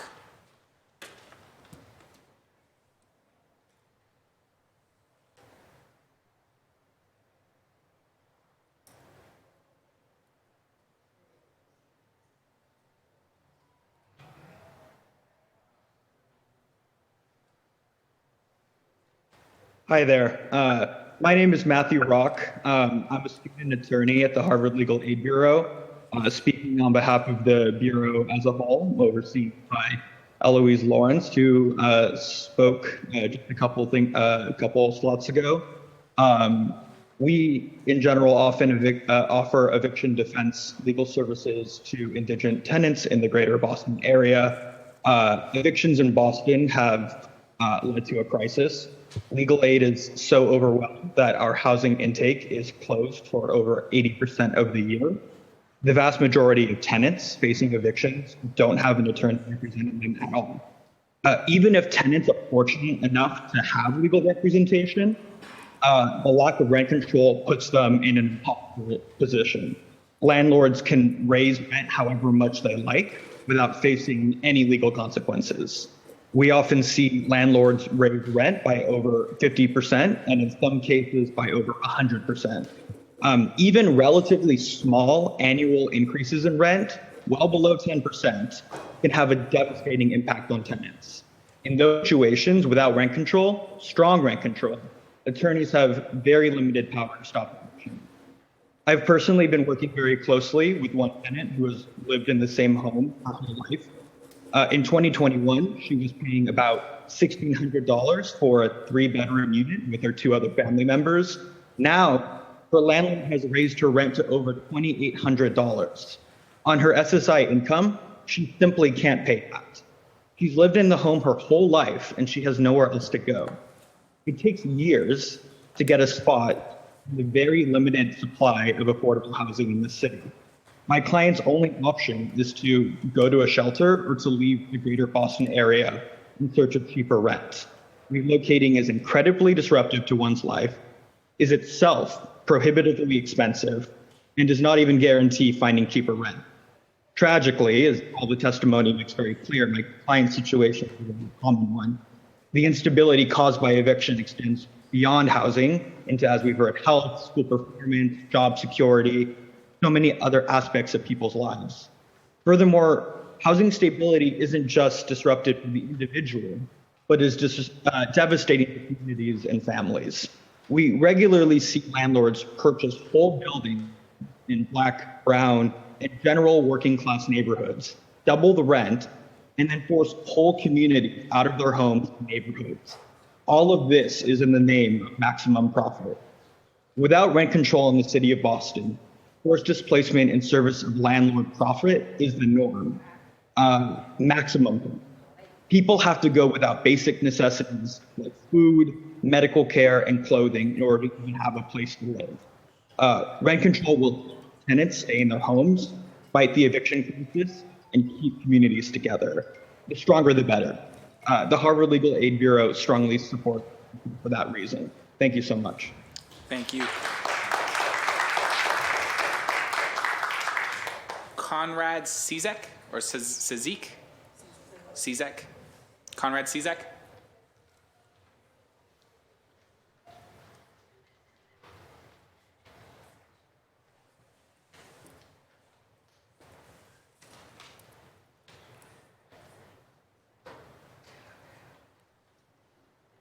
Can you hear me? Hello? Yes, yep, you coming in. Okay, thank you very much. I appreciate this opportunity to provide testimony today. I just want to basically start off by saying that rent control is urgently needed protection for renters and is needed to stabilize rental housing prices that have been soaring for the past several decades due to price gouging and price manipulation. People are being displaced, and the City Council and the House of Representatives and legislators should worry about this, because this can lead to mass homelessness and displacement that could really result in many social problems. Also, as stated by testified by previous members, the City of Boston and Massachusetts is losing population, which also should be of great concern. I would also like to state that while I support the proposal by the mayor, the amount of raises should be tied to the CPI inflation, not anymore. 10% is very high. For example, 10% of $2,000 a month is a $200 a month rent increase, which can be very burdensome to many working persons who are struggling already. We also need to ensure that rent control is implemented. Do not believe anything that the real estate industry states about how it's going to harm development, how it's going to harm housing. It's certainly not going to. It is consumer protection. And the developers will still make their profits, and the renters will have their protections. The other thing I would like to add is I'd like to follow up with what Michael Kane said from Mass Alliance of HUD Tenants, is to add in a home rule petition that will protect and preserve expiring affordable housing properties, which is also a contributor to the housing crisis that we are having. So again, in summation, revise the amount to CPI, and also consider adding the home rule petition that protects or mandates the renewal of expiring and use subsidized housing properties. Thank you very much, and we applaud the effort of the City Council, and let's get this through, please. Thank you. Lara Germanis.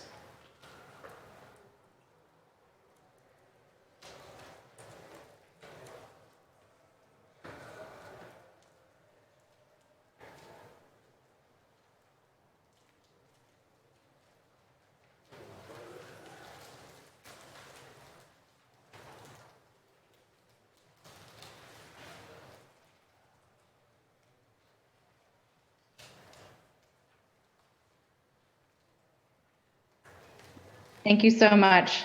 Thanks so much to the chair, to the city council for hearing this important proposal. And my name is Lara Germanis. I am a family medicine doctor. I work at Cambridge Health Alliance in Revere, and as the clinician lead of social determinants of health screening at Cambridge Health Alliance, and I'm also a clinical instructor in medicine at Harvard Medical School. And I also work with a number of organizations, including the Massachusetts Coalition for Health Equity. I represent only myself in my comments today. I will say I'm also a homeowner of a two-family home, of which I rent one unit. I'm speaking in support of the rent proposal, and I join community voices to urge the council to strengthen the proposal by tying it to the inflation rate at 2 to 3% each year with an absolute cap of 5% annually. I have seen exorbitant housing costs negatively impact patients, communities, and now even the health system. I've seen evicted patients in the emergency room scrambling for a place to stay. Evictions caused over 10,000 deaths during the COVID pandemic. Families in need of housing and new immigrant families looking for housing placements can occupy necessary beds in emergency departments.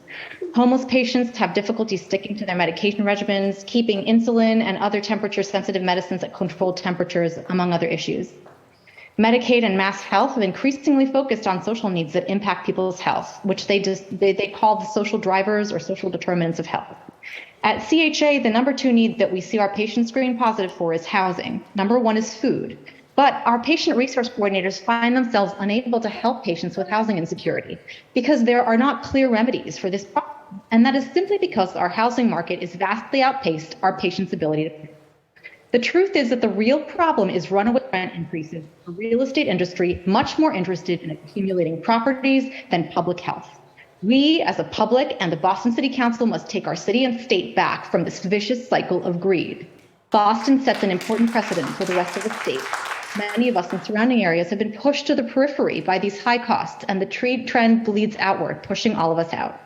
I personally have seen my clinic, actually the clinic staff, the physicians and physician's assistants that provide care for the patients at our health center in Revere, impacted by the high cost of housing. Many doctors have actually been buying homes because that's where they find that they can afford, far away from the area where our clinic is, and then eventually move away, leaving our doctors without patients.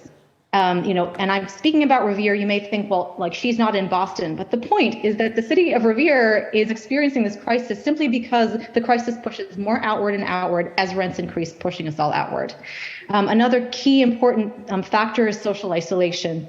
People do best within their trusted and beloved community, and it is the way that people are able to support each other, even in informal ways when formal resources are not enough.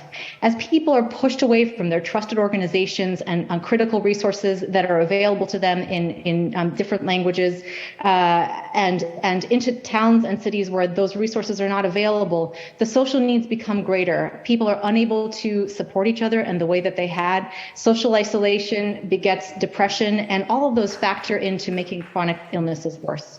And so I urge the City Council once again to strengthen this proposal and to pass it, because it is absolutely a core part of what is needed in order to keep our city and our state healthier for now and the future. Thank you. Thank you. We're going to go to Emi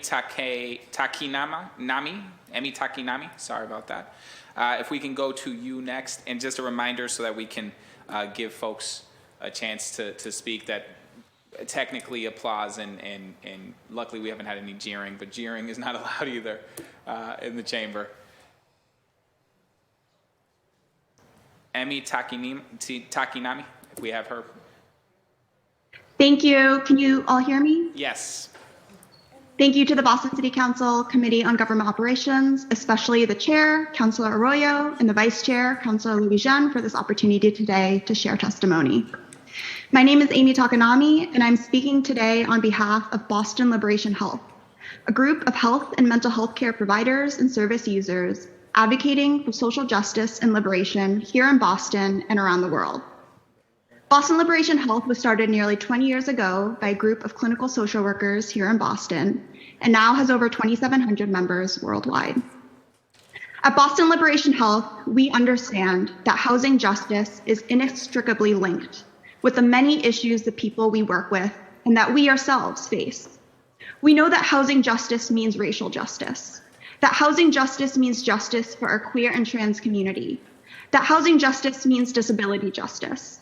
We know that evictions, no-fault evictions, the fear of eviction, and housing instability have significant and lasting negative health and mental health impacts that disproportionately impact people of color and working class communities. We know that our material conditions affect each and every aspect of our lives, and that there can be no mental or physical health without safe and stable housing. And we also know that we as social workers are affected by this crisis in housing instability too, not just because of the people we work with, but as tenants, homeowners, individuals, and members of the same community.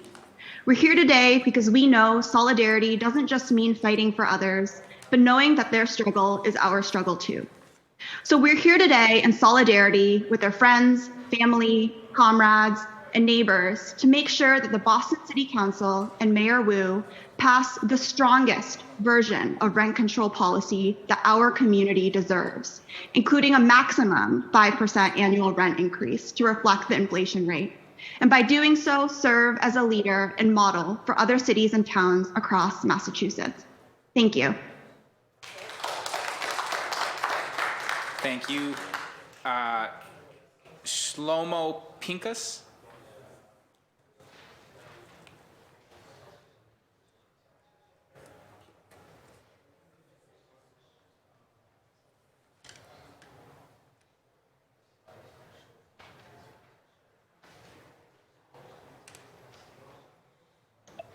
Can you hear me?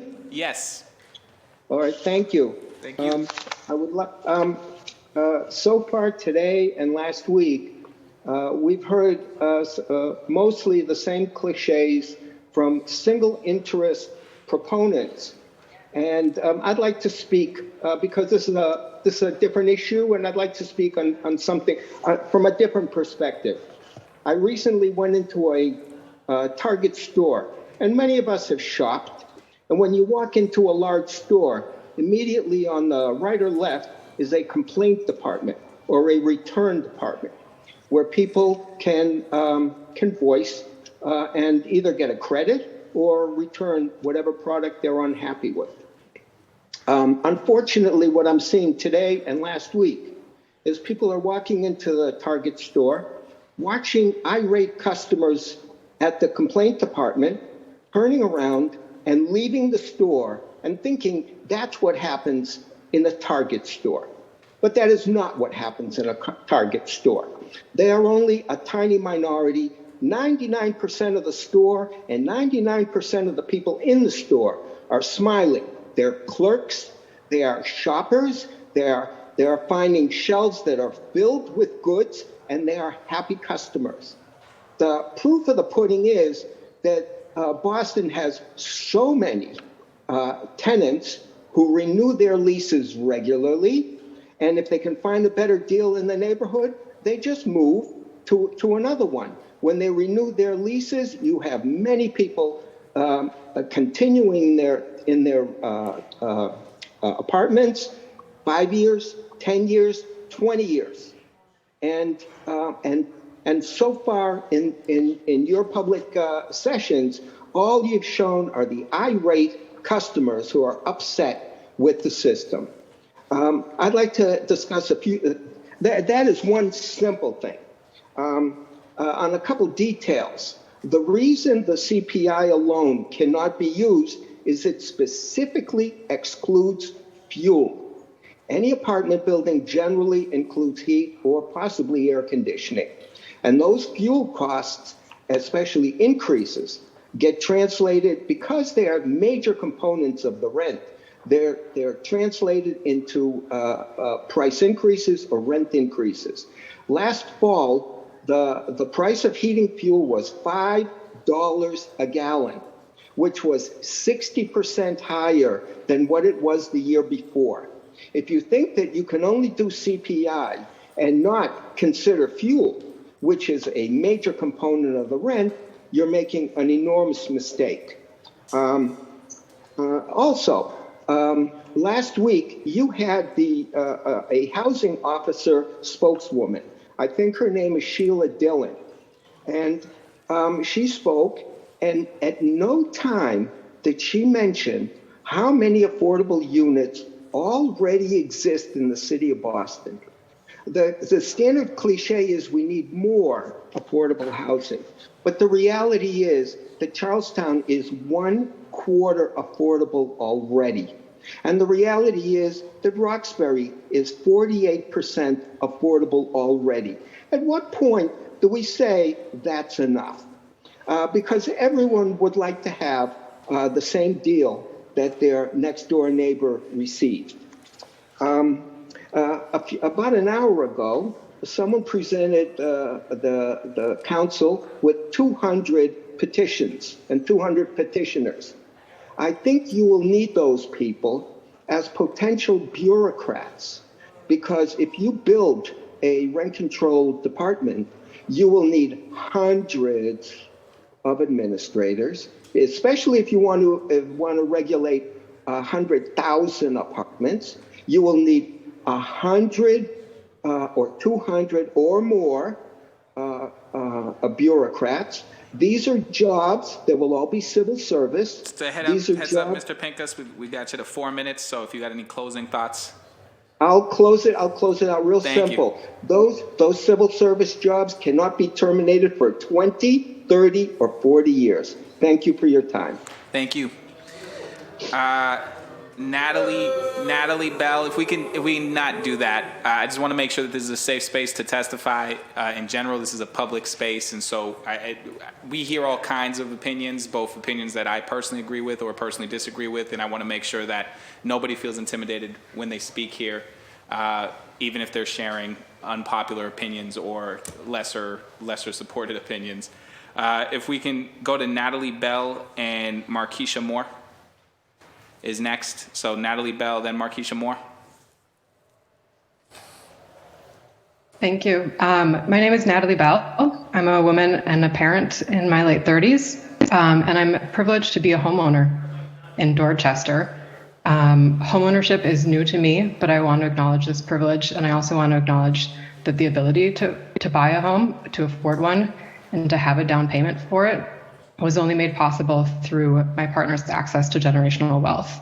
And I think we all know how wealth and privilege perpetuates wealth and privilege, and how this is both a result of historic racial inequities and too often an engine that furthers them. I also want to mention this because at the moment, my home ownership is such a privilege that if it were not the case, I'm not sure that my family would be able to afford to rent in the city of Boston. And I know that we have many advantages that others do not, but I do want to offer some kind of shocking comparisons, which is that our housing costs as homeowners, meaning our mortgage and what we pay for maintenance costs to our condo association, as well as property tax, all of that is about 1/2 of what the market rate I see for comparable rental units. Let me put that another way.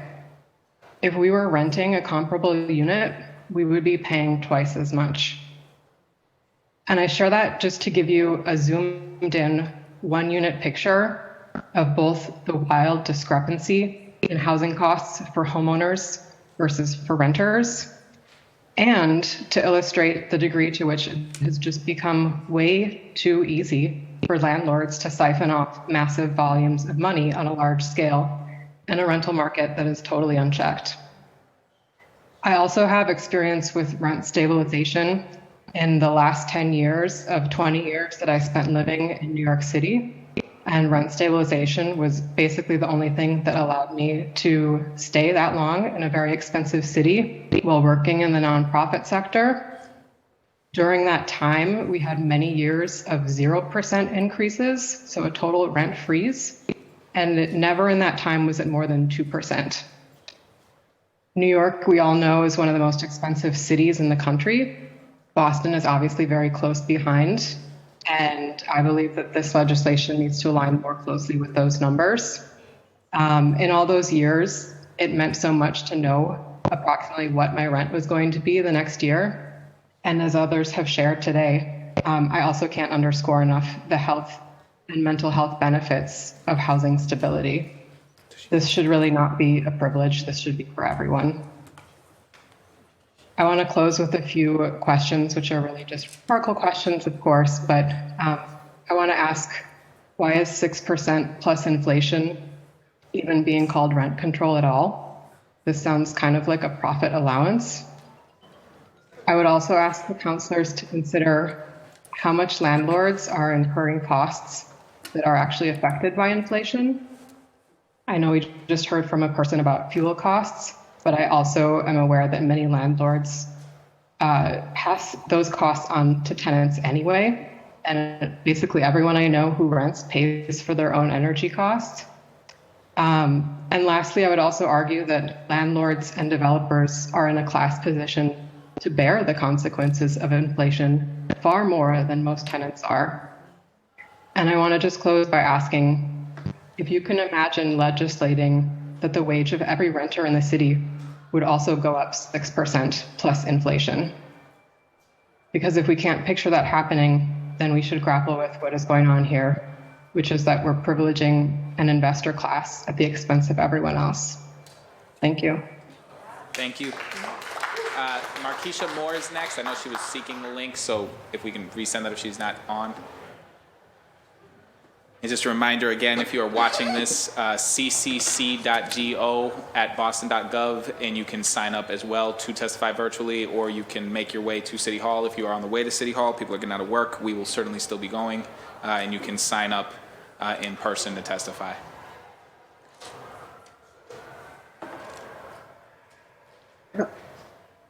Hello? Yes. Can you hear me? Yes, we can. Okay, hi. Thank you for allowing me to testify, and I appreciate this hearing.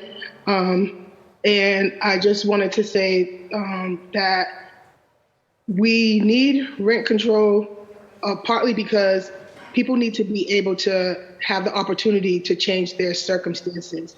Right now, we live in a city where we have investors and corporations owning multiple buildings and properties where people have to rent, and they are in control of everything. And if all of your finances are going towards rent, you're not able to save and do anything to be able to have your own property or get out of, make your own circumstances.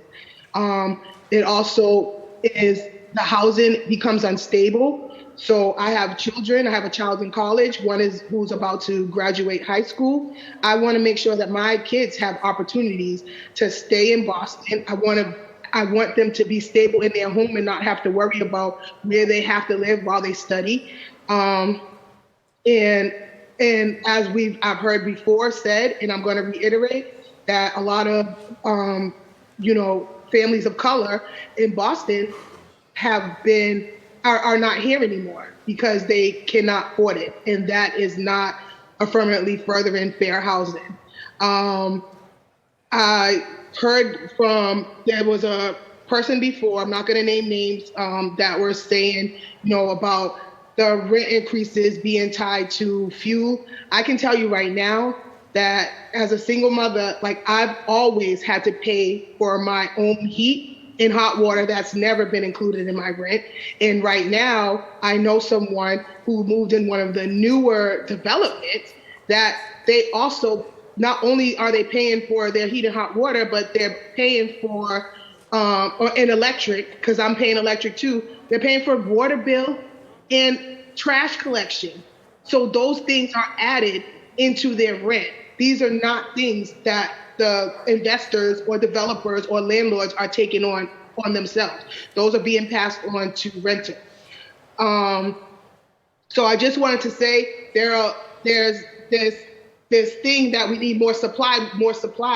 We have, in addition to how many, the amount of affordable housing that has been built in this city since IDP started is far fewer than the amount of supply of luxury in market rent apartments that have been built.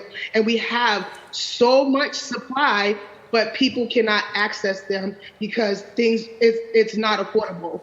And right now, the most rent burden are the people who make the least amount of money and have the least amount of income. But that is soon about to change because landlords are able to raise rents however they want to, and people who are able to try to afford rents now will no longer be able to afford rents in a few years. And this city is going to change, and it's not going to look like it looks. So I just want to thank you for, I wanted to just reiterate again that somebody else said that the rent increase, the rent increases should not be more than what what's happening in the market right now. Like that, if I'm paying $2,000 in rent, 10% of that is going to take 10% of that more a month in a year. My people's jobs are not accounting for what landlords are asking for. So where are we going to figure out where to get that money from?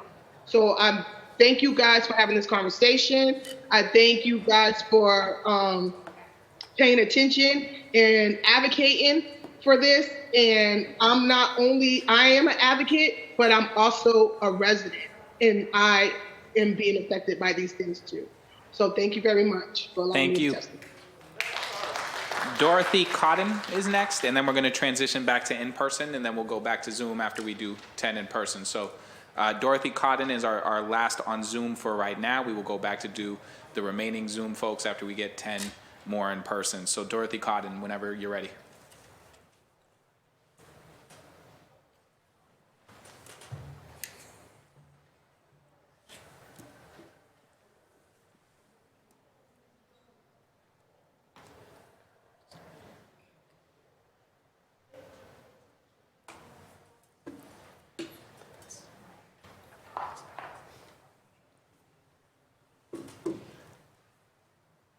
Is Dorothy Cotton on Zoom?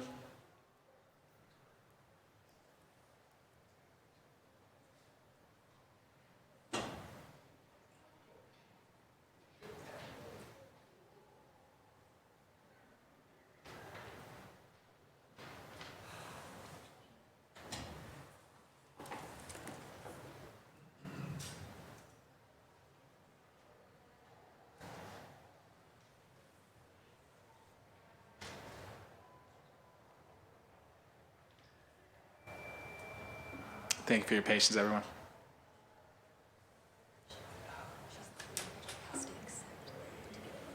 Got it. Please accept, if you are on Zoom, we will have to invite you to be a panelist, so please accept or hit accept when the screen says join as a panelist so that you can give your testimony.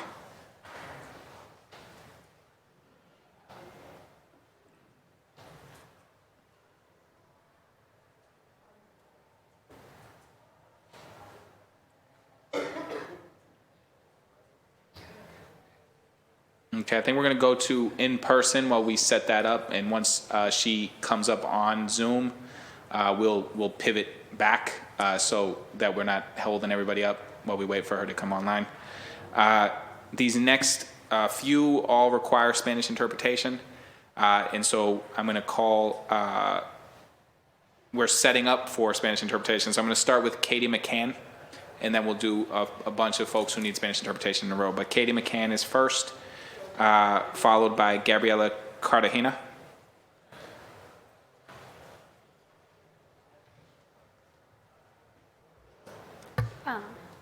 Thank you to the Boston City Council Committee on Government Operations, especially the Chair, Councilor Arroyo, and Vice Chair, Councilor Louis-Jean, for the opportunity to share testimony. My name is Katie McCann, and I am a community organizer at City Life Vida Urbana, as well as a renter in Jamaica Plain. I also have a master's in public health and health policy and law and a master's in social work. I strongly support rent control in Boston and appreciate Mayor Wu introducing this proposal, the first time in 21 years that a mayor has put forward rent control before the council. I particularly applaud the provision that stops using no-fault evictions to clear out buildings, which is a key engine of displacement. However, this proposal needs to be much stronger in order to actually stop the mass displacement of working class communities of color that is happening now. We need a rent control policy that is in line with the State House bill and act enabling cities and towns to stabilize rents and protect tenants, with rent increases capped at CPI with a maximum of 5%, a ban on all no-fault evictions, and a 5-year exemption on new construction. City Life Vida Urbana fights for collective bargaining agreements for tenant associations, usually with a maximum of 3% rent increases per year, which is affordable for working class families and makes it possible for them to stay in their homes. Recently, I was the lead organizer working with the tenant association in Malden, which, after 2 years of organizing and 6 months of negotiations, won a strong collective bargaining agreement with a maximum of 3% rent increases over 5 years in 3 buildings owned by a large corporate landlord. This was a major victory that created housing stability for many families, but less than a year later, we had to begin organizing against $900 rent increases by the same owner in other buildings the company owns. We are seeing and organizing against this exact same pattern across Boston as well. This example shows so clearly why strong rent control policies are urgently needed in order to stop mass displacement. We will continue to fight for affordable and fair contracts at a building level, but we urgently need public officials at both city and state levels to take action to stop this worsening level of displacement at the larger scale that is needed, especially as evictions in court are reaching pre-pandemic levels and no-fault evictions have more than doubled. Public health research shows that evictions and the threat of eviction have a serious negative impact on physical and mental health. I see this every day in my work as an organizer with families facing eviction as well. The COVID-19 pandemic has exacerbated both the number of people at risk of eviction and worsened the health impacts of eviction, including increasing the spread of COVID-19 and increasing morbidity and mortality from COVID-19. Evictions have lasting negative health impact outcomes, both in the short term, the year after eviction, and the long term, 7 to 8 years after eviction. The physical and mental health impact of displacement disproportionately affects communities of color. Evictions and their health impacts widen racial and socioeconomic health disparities. Displacement is a racial justice issue and a public health issue, which is why we urgently need strong rent control in Boston with a maximum cap of 5% rent increases and a ban on no-fault evictions. Thank you so much. Thank you. So our Spanish interpretation is now ready. So I'm going to call up Maribel Castro, Juan Diaz, and Ana Ramirez, and we'll go in order.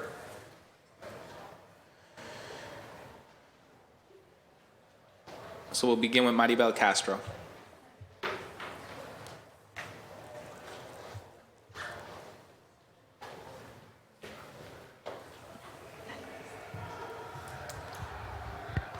Buenas tardes a todos. Mi nombre es Maribel Castro. Vivo en East Boston por 27 años y hace 15 años vivo en la 110 Bennington y llegó un nuevo dueño y me quiere desalojar de la casa. Soy madre soltera, tengo mis 2 hijos y ellos han estudiado en East Boston y es muy terrible lo que estamos pasando.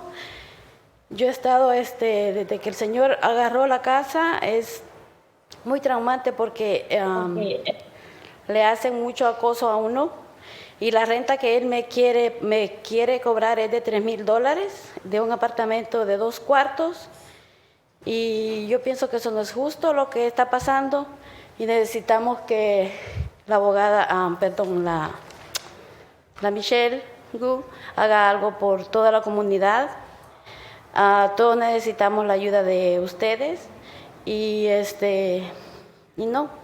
yo agradezco mucho a todos los de City Life que nos han ayudado y estamos en la lucha a que baje el % a 5% y esperamos que todos estemos juntos, unidos por lo que estamos pasando. Pues yo pido que... Un momento, para que... Perdón. Tranquila, está bien. Estás haciendo bien. Good afternoon. My name is Maribel Castro, and I'm a resident of East Boston. I've been living in East Boston for 27 years. And I've been living 15 years in 110 Bennington Street. And now there's a new landlord. And the landlord wants to evict me. I'm a single mom. I have 2 kids, and both of my kids are living in East Boston, and they go to East Boston. What I'm facing right now is terrible, because the new landlord, I'm facing harassment from him, and also now he wants me to pay $3,000 for a 2-bedroom apartment, and that's not fair. We have to do something about it. And we're asking Michelle Wu, the mayor, to do something about it. Also, I'm asking all of you to help us, because what we're going through right now, it's terrible.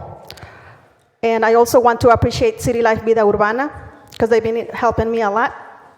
We want 5% of a cap of 5%, and we need to get together, united, because what we're going through right now is bad. Thank you. Puede continuar. Lo que nosotros pedimos toda la comunidad es que lleguemos a una renta justa para todos y ojalá que con Dios primero todo salga bien y lleguemos a la renta que necesitamos todos. Y muchas gracias por la ayuda y esperamos que todo salga como todos queremos. Gracias por tu testimonio. So we're asking for a just rent, a rent that is fair for everyone, for our community. So we're asking God that, first of all, that they can give us the rent control that we need for everyone. Thank you to all of you, and hopefully everything is going to work out. Thank you. Juan Diaz, followed by Ana Ramirez. Is Juan Diaz here? Gracias, señor. Just a reminder so that we don't have to, so that you can let your interpreter interpret for you, so you can take pauses. I'm only going to count the time that you are speaking, not the time that the interpreter is speaking towards your time. Okay.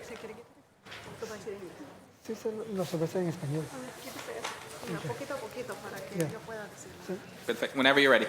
Muy buenas tardes por estar aquí con nosotros. Yo vivo en Hyde Park por 34 años. Me están desalojando injustamente por una familia que va a vivir ahí, del dueño de la casa. Eso es injusto, porque pago mi renta al día, pago todos mis biles al día. Soy residente de Hyde Park por 36 años y vivo en esta casa por 34. Viví con mis papás, ellos fallecieron. Quiero seguir viviendo ahí. Y no entiendo cómo no podemos encontrar realmente para todos una renta justa y desalojos injustificadamente para todos. Todos tenemos derecho de tener un apartamento como lo merecemos. Trabajo por 24 años en un centro de salud atendiendo señores mayores de edad. Recibimos como 20 a 30 pacientes diarios y es el problema de todos los días. Aumento de renta, aumento de renta. Ellos tienen una edad muy avanzada, de 90 a 100 años, y no es justo que lo saquen tampoco. Es muy triste lo que estamos pasando en la ciudad de Boston. Y es hora que nos pongan atención a los trabajadores, porque nosotros damos el voto. Si me puede dar un momento para que ella traduce. Gracias por tu testimonio. No terminaste. Solamente quiero que ella traduce, que ella te diga. Good afternoon, everyone. I'm a resident from Hyde Park. I've been living in Hyde Park for 34 years, and I'm being displaced. It is unfair. I'm being displaced because the landlord wants to have a family member move into the apartment that I've been living. I've been in Hyde Park for 36 years, and I've been in this house, in this apartment, for 34 years. And my parents used to live there, and I used to live with my parents, and they passed away. And all I want is for us, or for me personally, to keep living in the same apartment that I've been living for 34 years. It is not fair. We have to do something to stop this. The rent increase needs to stop. It's displacing a lot of people. It's unjust. We all have the right to have a home. And for me, this is very desperate. You know, I've been working for 24 years in a clinic. And I'm working with elder people. And every day, we see about 20 or 30 people coming in. And you know what's the first thing they complain about? Rent increase. These people are elders. They're 80, 90 years old. And it's very sad what we're seeing. We need to do something for working people. Thank you. Puede continuar. Gracias a City Light que me está ayudando para que poderme quedar en el apartamento más tiempo y buscar un apartamento adecuado porque posiblemente en 2 años me voy a jubilar por la edad que tengo. Y también queremos apoyar a todos los viejitos que lo están sacando sin causa porque no pueden pagar la renta. Los grandes accionistas en Boston han subido la renta increíble. He visto varios apartamentos y solo son de $3,000 a $4,000 un dormitorio. Tenemos que tener el control porque he visitado muchos pacientes en las casas y es lo mismo. Siempre a llorar, dónde voy a vivir, qué van a hacer de mí, a meterme a un nursing home, a ponerlos en un lugar saludable para ellos, pero tenemos que tener el control, gracias a ustedes que nos escuchan, para poderle a la alcaldesa que suba la renta un 3%. Es justo, porque los sueldos de nosotros no son los sueldos de un abogado o de un médico. Y también tuvimos el testimonio de la doctora que estaba aquí arriba, que habló hace poco, que ella también recibe pacientes y es lo mismo. Con el azúcar, yo estuve malo porque se me subió el azúcar, porque la noche a la mañana me dice, vete, 30 días. ¿Cuántos días? 30 días. Gracias. So I want to thank City Life Vida Urbana, who's helping me to try to stay in my apartment while they're going to try to help me to find an adequate apartment. And I will be retiring in 2 years because of my age. So not only I'm here to advocate on my behalf, but I'm advocating in the name of all the old people because they are being evicted. They're receiving a lot of just cause eviction, and we need to do something with the developers. They just come and they keep increasing the rent. How is it possible that for 1-bedroom apartment, now they're charging $3,000 or $4,000? You know, the story that I'm sharing right now, it's similar to what I hear every time I visit the patients, the old people. What they do, they start crying. They're desperate. They don't know what to do. They think that they might end up homeless. And that's not healthy. We need to do something to control this rent. I want to thank you for listening to me. I also want to thank the mayor. And actually, the cap should be 3%. Because our earnings is not similar to the lawyers or doctors. And also, just like one of the doctors spoke earlier, that she also is having the same issues with her patients, listening about the concerns, how they're so worried about the rent increase. And I myself had issues with my health because of the sugar level in my system went up when I heard the landlord telling me that I only had 30 days to stay in my home. Y muchas gracias por su tiempo y por darnos la oportunidad de expresarnos aquí con ustedes. Thank you, Juan. Thank you for your time, and thank you for letting me to express myself here with you. Thank you. Juan, you're my constituent. I represent Hyde Park, so if you don't mind speaking to my chief of staff so we can try to see if we can take care of that issue for you. Gracias.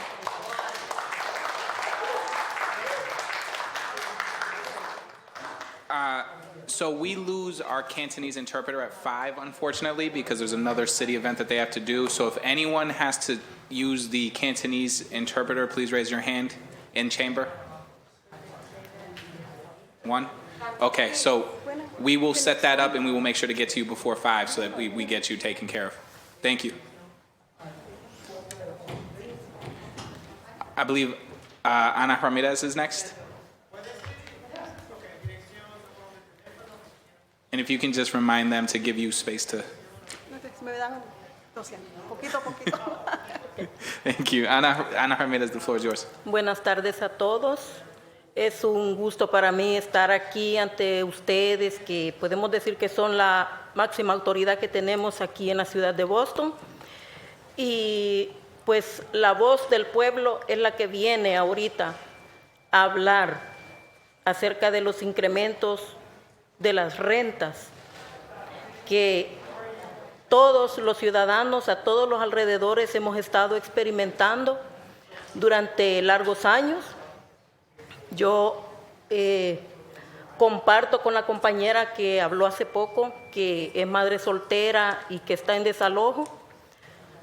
Yo hace algunos años pasé por esa situación y es muy duro, muy difícil, pero gracias a Dios y gracias al conocer a la organización de City Life, que me ayudó, me tendió la mano para luchar en contra de ese dueño que compró mi edificio donde yo vivo.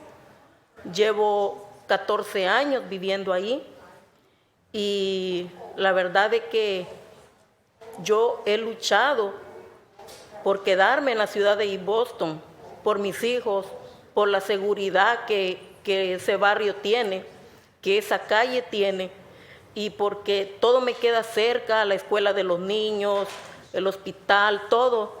Entonces,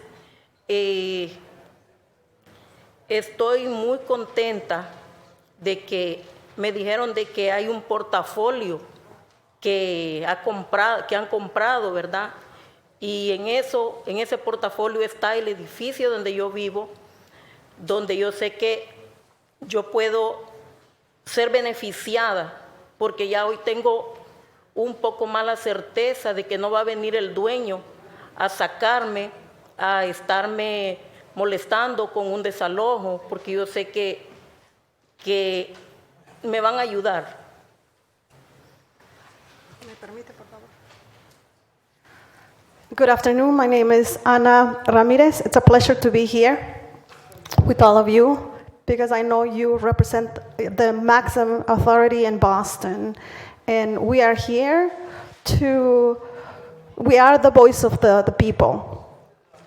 We are here to talk about the rent increase. What's happened right now, there's a lot of people getting evictions.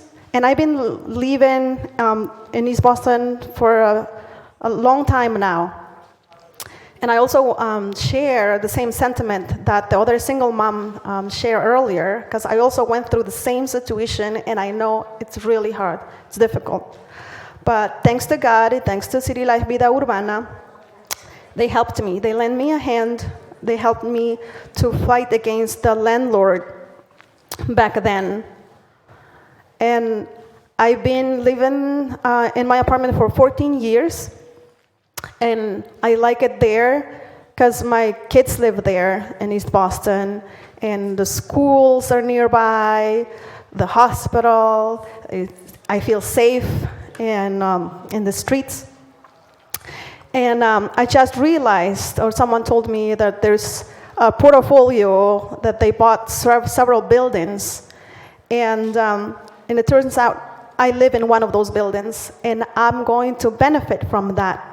And with that, it will give me some sort of stability in my home, and I don't have to think about the landlord coming to harass me and trying to displace me.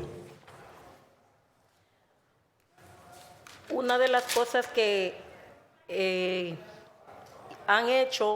hizo el nuevo dueño que compró el edificio hace tiempo, fue que todas las quejas que yo le ponía de el mal estado del apartamento, nunca me arregló nada en todos estos años. Fue con el propósito de que yo me fuera. Y yo siempre le pongo quejas y nunca arregla nada. Entonces, Yo he luchado por quedarme ahí y el apartamento en bastante malas condiciones, pero yo no me he querido ir. Y no me voy a ir hasta que Dios quiera o que la otra organización me diga que me vaya, porque la verdad es que yo lucho por mis hijos. Y por eso es que he venido aquí en apoyo también por todos mis hermanos, porque somos como unos hermanos que estamos pasando por un mismo dolor todos de ver las rentas tan exageradas. El edificio donde yo vivo, apartamentitos de 2 cuartos, $2,400, $2,600. Yo cuando le pregunto a uno de los vecinos ahí, ¿cuánto te cuesta? Me dicen, $2,600. Y yo digo, wow.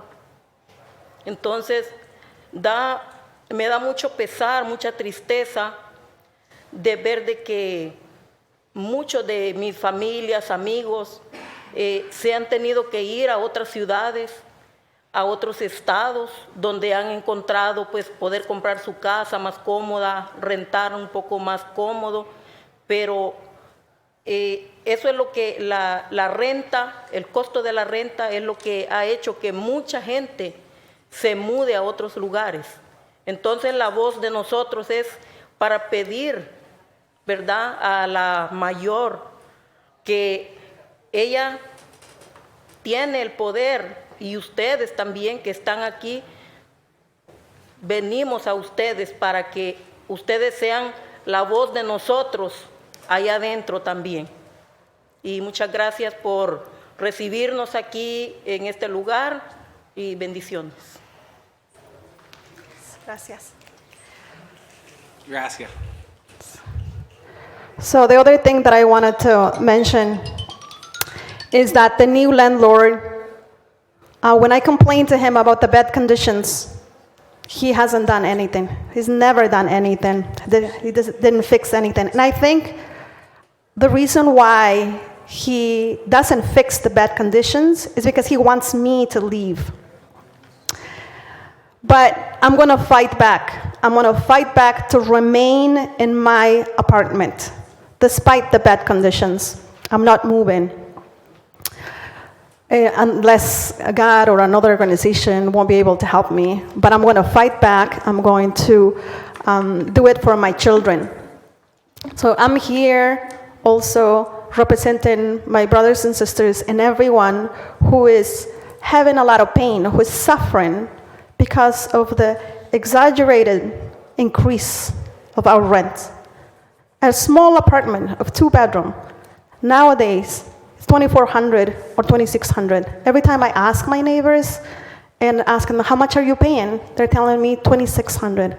And I said, wow, and that gives me so much sadness. I feel so sad because I know a lot of my friends and family members, they have had to move, not only to other cities, but they left the state to buy an affordable home or where they can pay an affordable rent. These people they had no choice but to leave. So I'm asking the mayor, I'm asking all of you who are here, who are representing the people and who should be the voice inside the administration. Thank you for having me here and bless you. Thank you. Golporina, and I'm gonna probably mispronounce this last name, and I apologize. Golporina Billy, is it Billy? And if there's anyone who needs Cantonese, if you can also line up so that we can get to you. Say this in Cantonese here? If anyone here needs Cantonese interpretation when they testify. Can one of the interpreters come and say it in Cantonese? Yes, please. Yeah.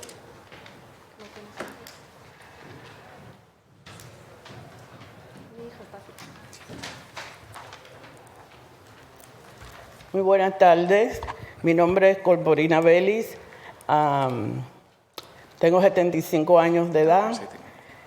Vengo aquí porque estoy pasando por una situación desesperante.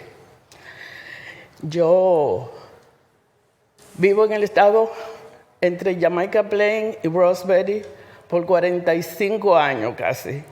He vivido y he trabajado toda mi vida acá, entre downtown, los hoteles. Eduqué a mis 3 hijos, los llevé a la universidad bajo mis hombros, bajo mi trabajo. En el sitio que vivo tengo 16 años, ya estoy retirada porque no puedo seguir trabajando. Tuve que cuidar a mi mamá que murió de cáncer. Actualmente soy voluntaria aquí en el Elderly Service de Strong, aquí mismo en el City Hall. Tengo 4 años ayudando a las personas más mayores. 4 años lleva con Sí. Elder Service. Sí. Good afternoon, everyone. My name is Corporina Bellis. Sí. Corporina Bellis. I'm 75 years old. I am here because I'm going through a very desperate situation. I live in JP and Roxbury. I've been living there for 45 years.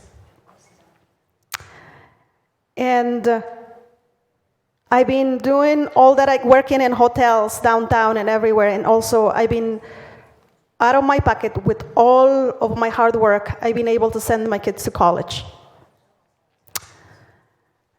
¿Se jubiló cuándo se jubiló? Me jubilé hace como 6 años. 6 años, okay, gracias. So I retired 6 years ago.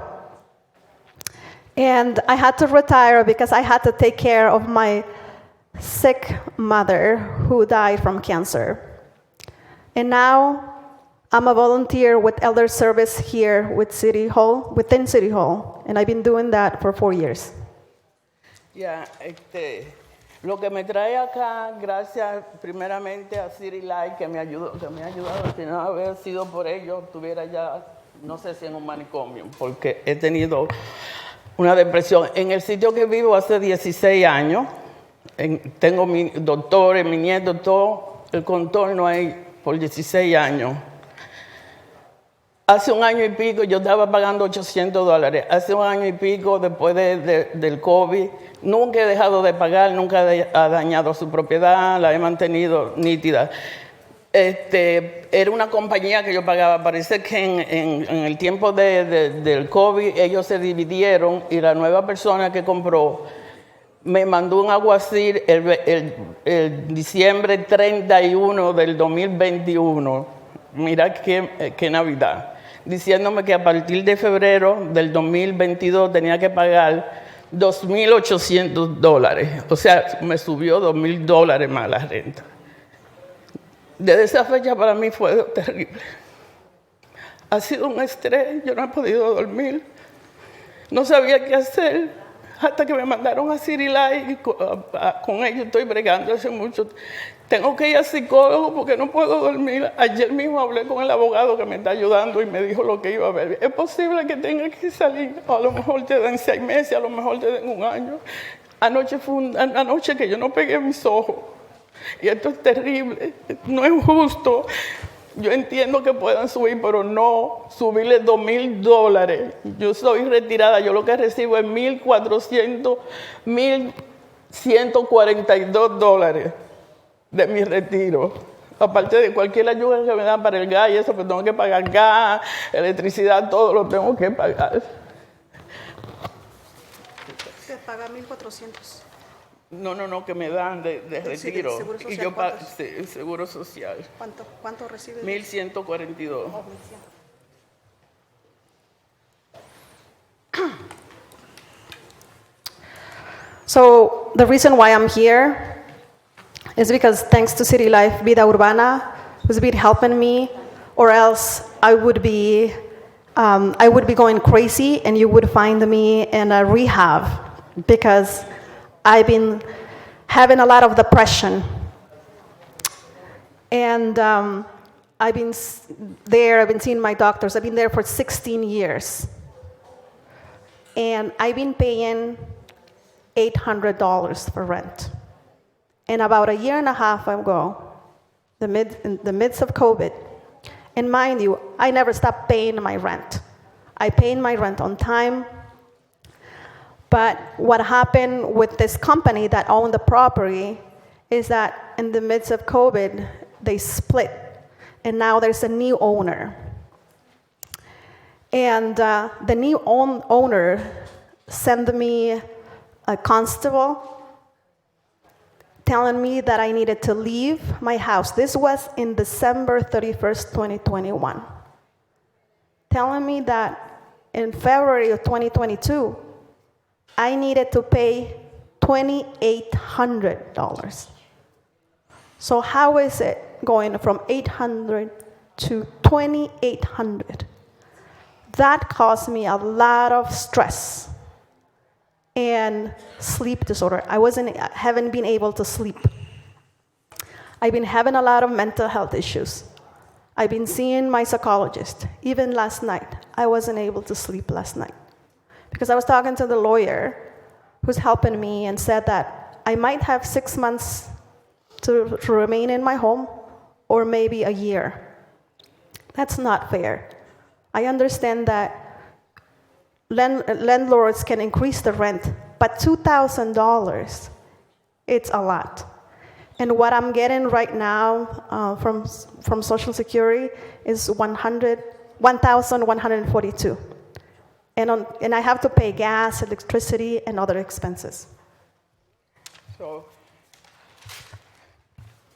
esta situación me tiene muy mal, a punto de que pueda hospitalizarme. Porque tengo corte, un corte en abril, el 24 de abril, tengo corte con ellos. Antes del día 12 supuestamente tengo que hablar con ellos a ver en qué van a quedar, pero de este momento hasta esa fecha estoy mal. Yo le pido por favor que pongan todo su empeño, que como yo hay muchísimas personas en esta situación que aboguen por este control de renta, que el mínimo, 3%, pero que no pasen del mínimo del 5%, porque no, ellos quieren tal vez mandar a uno fuera de aquí y yo no conozco a nadie. ¿A dónde voy a ir? Yo he llenado miles de aplicaciones y lo que me dicen es en 5 o 10 años y fuera de aquí, porque en ningún sitio que han hecho tantos apartamentos que están haciendo y no hay nada para uno, ¿entiendes? Por favor, empujen este 3% o el máximo 5%, que con esta alcaldesa ha sido una persona muy buena y ustedes también, porque yo me acuerdo de su campaña en Jamaica Plain, yo estuve por ahí alrededor de su papá y de usted también. Yo sé que son gente buena y que ustedes van a ayudar a esta clase necesitada.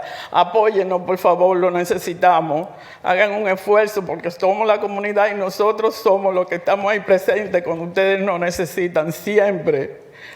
No tenemos dinero para comprar, para irnos para otro sitio. Por favor, muchísimas gracias a todos.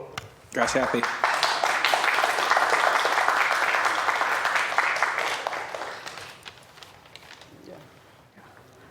With this situation that I'm facing right now, I might end up in the hospital because I have a hearing. I have to go to housing court in April 24th, and I have to talk to them on the 12th to see if we can get into an agreement. And right now, I'm not just speaking on my behalf, but I'm speaking in the name of a lot of people that are going through this. The people who cannot afford to pay this amount of rent. I'm asking for a 3% cap, 5% max, because these landlords are trying to evict us, to kick us out, to go where? I have nowhere to go. I don't know anybody. I already filled out 1,000 applications for affordable housing. And you know what they tell me? That I'll be on a waiting list for 5 or 10 years. And where will I go? So please, I'm asking for 3%. And I know you are good people. The mayor is a good people. And I know you, Mr. Chair. I've seen you in your campaign. I know you're good people, and your father as well. We've been there for you when you needed us, and now we need you to be with us. So we don't have any more money to pay for these increases. Thank you for everything. God bless you. And if you can just make an announcement that if anyone needs your interpretation, that Actually, I'll be leaving, but my colleague, since the group told me no Cantonese interpreter, he will be able to stay. So we're good. We will ensure Perfect. language access. So Thank yeah. you. So Appreciate it. And that's just a quick thank you to our interpreters who make it possible. Thank you for the service you provide our communities. If we can go to Gabriela Galtujena. Is Gabriela here?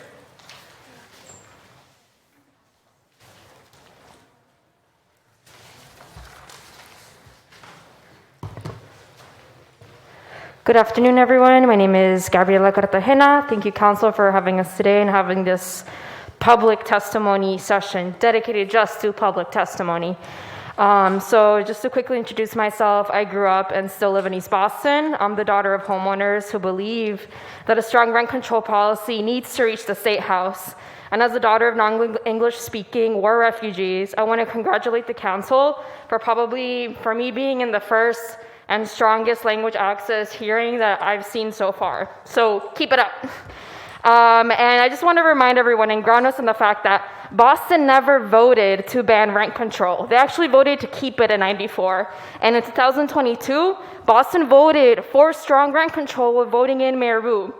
Unfortunately, Massachusetts fell into a national real estate trap to deregulate the housing market in the 90s. And in the elections in '94, a swooping voter turnout of 2,351 votes, according to census data, made it possible for the 1% difference to ban rent control across the state.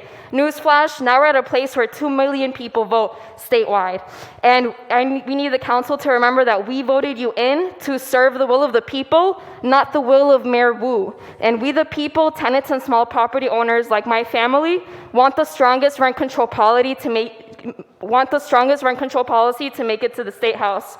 Right now, rent control is one of the most widespread and cheapest tools the government can implement to stabilize housing for current and future working class Bostonians. A strong rent control policy must ban no-fault evictions, as no-fault evictions are spiking at a 50% rate by year recently. A strong rent control policy must ensure that tenant representation is at the center of designing and implementing any strong rent control policy. Whether it's making sure you're deliberate and using this tenant testimonies as sources of credible data, along with making sure that they have the space to hold any governing positions that comes out of this rent control policy. We also need sensible rent control caps. For example, the 10% rent increase max is ridiculous because the rents are already too damn high. And as a City Life organizer, I just want to exemplify the fact that at City Life Vida Urbana, different tenant associations, they push for collective bargaining negotiations that have had an average of a max of 3% rent increase caps. We've had victories recently in East Boston, in JP, in Mattapan, right? We could show you those examples because those corporate landlords were willing to work with us. So I'm sure if the government forces them to work with us, they will continue to do so at a widespread manner. And I just want to say, if Portland, Maine can get a 5% rent increase cap, so can Boston.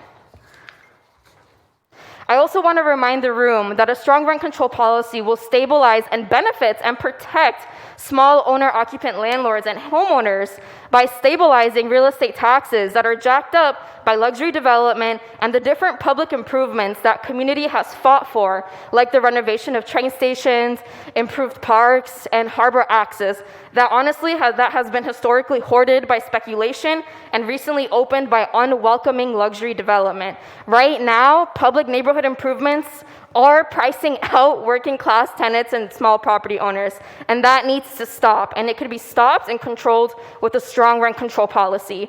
Right now, we need Boston to tighten these exemptions. For example, the 15 year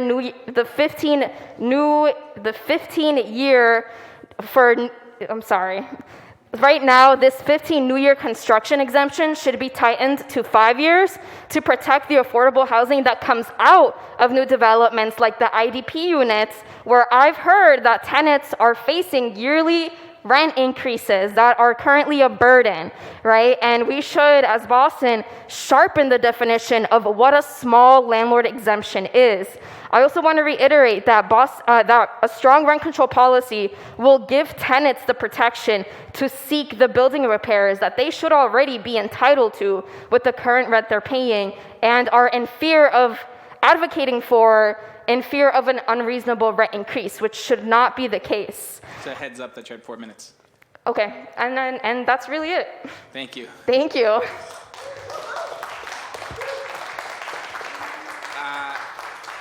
Johnny Gomez Pereira. And then he'll be followed by Zafipo Patino. Hello, everyone. My name is Jonathan Gomez Pereira. I'm a organizer with City Life Vida Urbana. I organize tenants in East Boston and Chelsea, and I'm here to just sort of share a little bit of the experiences of tenants in East Boston who would greatly benefit from a stronger rent control policy. So right now, I'm working with tenants in Chelsea and East Boston, but I'll highlight the folks in East Boston who are experiencing rent increases of up to 50%, which is ridiculous. Yes, the current proposal as it stands would prevent this sort of anti-gouging, but even 10% is too much. As my colleague and friend Gabby mentioned earlier, our tenants, our community members deserve safe and life-affirming homes. Currently, that's not always the case with some of the immigrants that live in East Boston. Some folks live with roaches, rats, mice, mold, like just some of the worst conditions that you could possibly think of. And they're forced to live with that because they're scared to sort of advocate for themselves. Landlords and corporate landlords have been using intimidation tactics like rent increases in order to price them out. I do want to highlight that the just cause eviction is a step in the right direction, right? If that is sort of enshrined in this legislation, we can make sure that tenants feel protected and enabled, empowered to sort of stand up for the conditions that they deserve. I also want to talk about how a stronger rent control policy would help close the racial wealth gap. I lived in East Boston once upon a time. My parents moved to Chelsea because that was affordable. Currently, people are working, working class jobs and can't always. My parents couldn't afford it back then 20 years ago, and they're still working the same jobs now. The folks that are working those exact same jobs are not going to be able to afford the real estate market in East Boston or Chelsea. So we were talking, a couple of physicians were talking, people are moving further and further out of the city, and we don't want that. We know that displacement is a violent process. It disrupts people of all ages, right? Elderly folks who are in the process of just trying to enjoy their retirement and be in community, younger folks who are just starting off in our educational system in Boston public schools. They're now fearing being displaced, losing their friends, losing their community. People are losing access to healthcare. So to round this all out, I would like to sort of just uplift the Homes for All legislation that would cap rent control at 5%. And yes, 5%, that's what we're advocating for, and I think that gives people the flexibility to catch up and actually afford to live in their homes and build some wealth for themselves. Thank you. Thank you. Zafipo Patino. And then Reggie Stewart is next.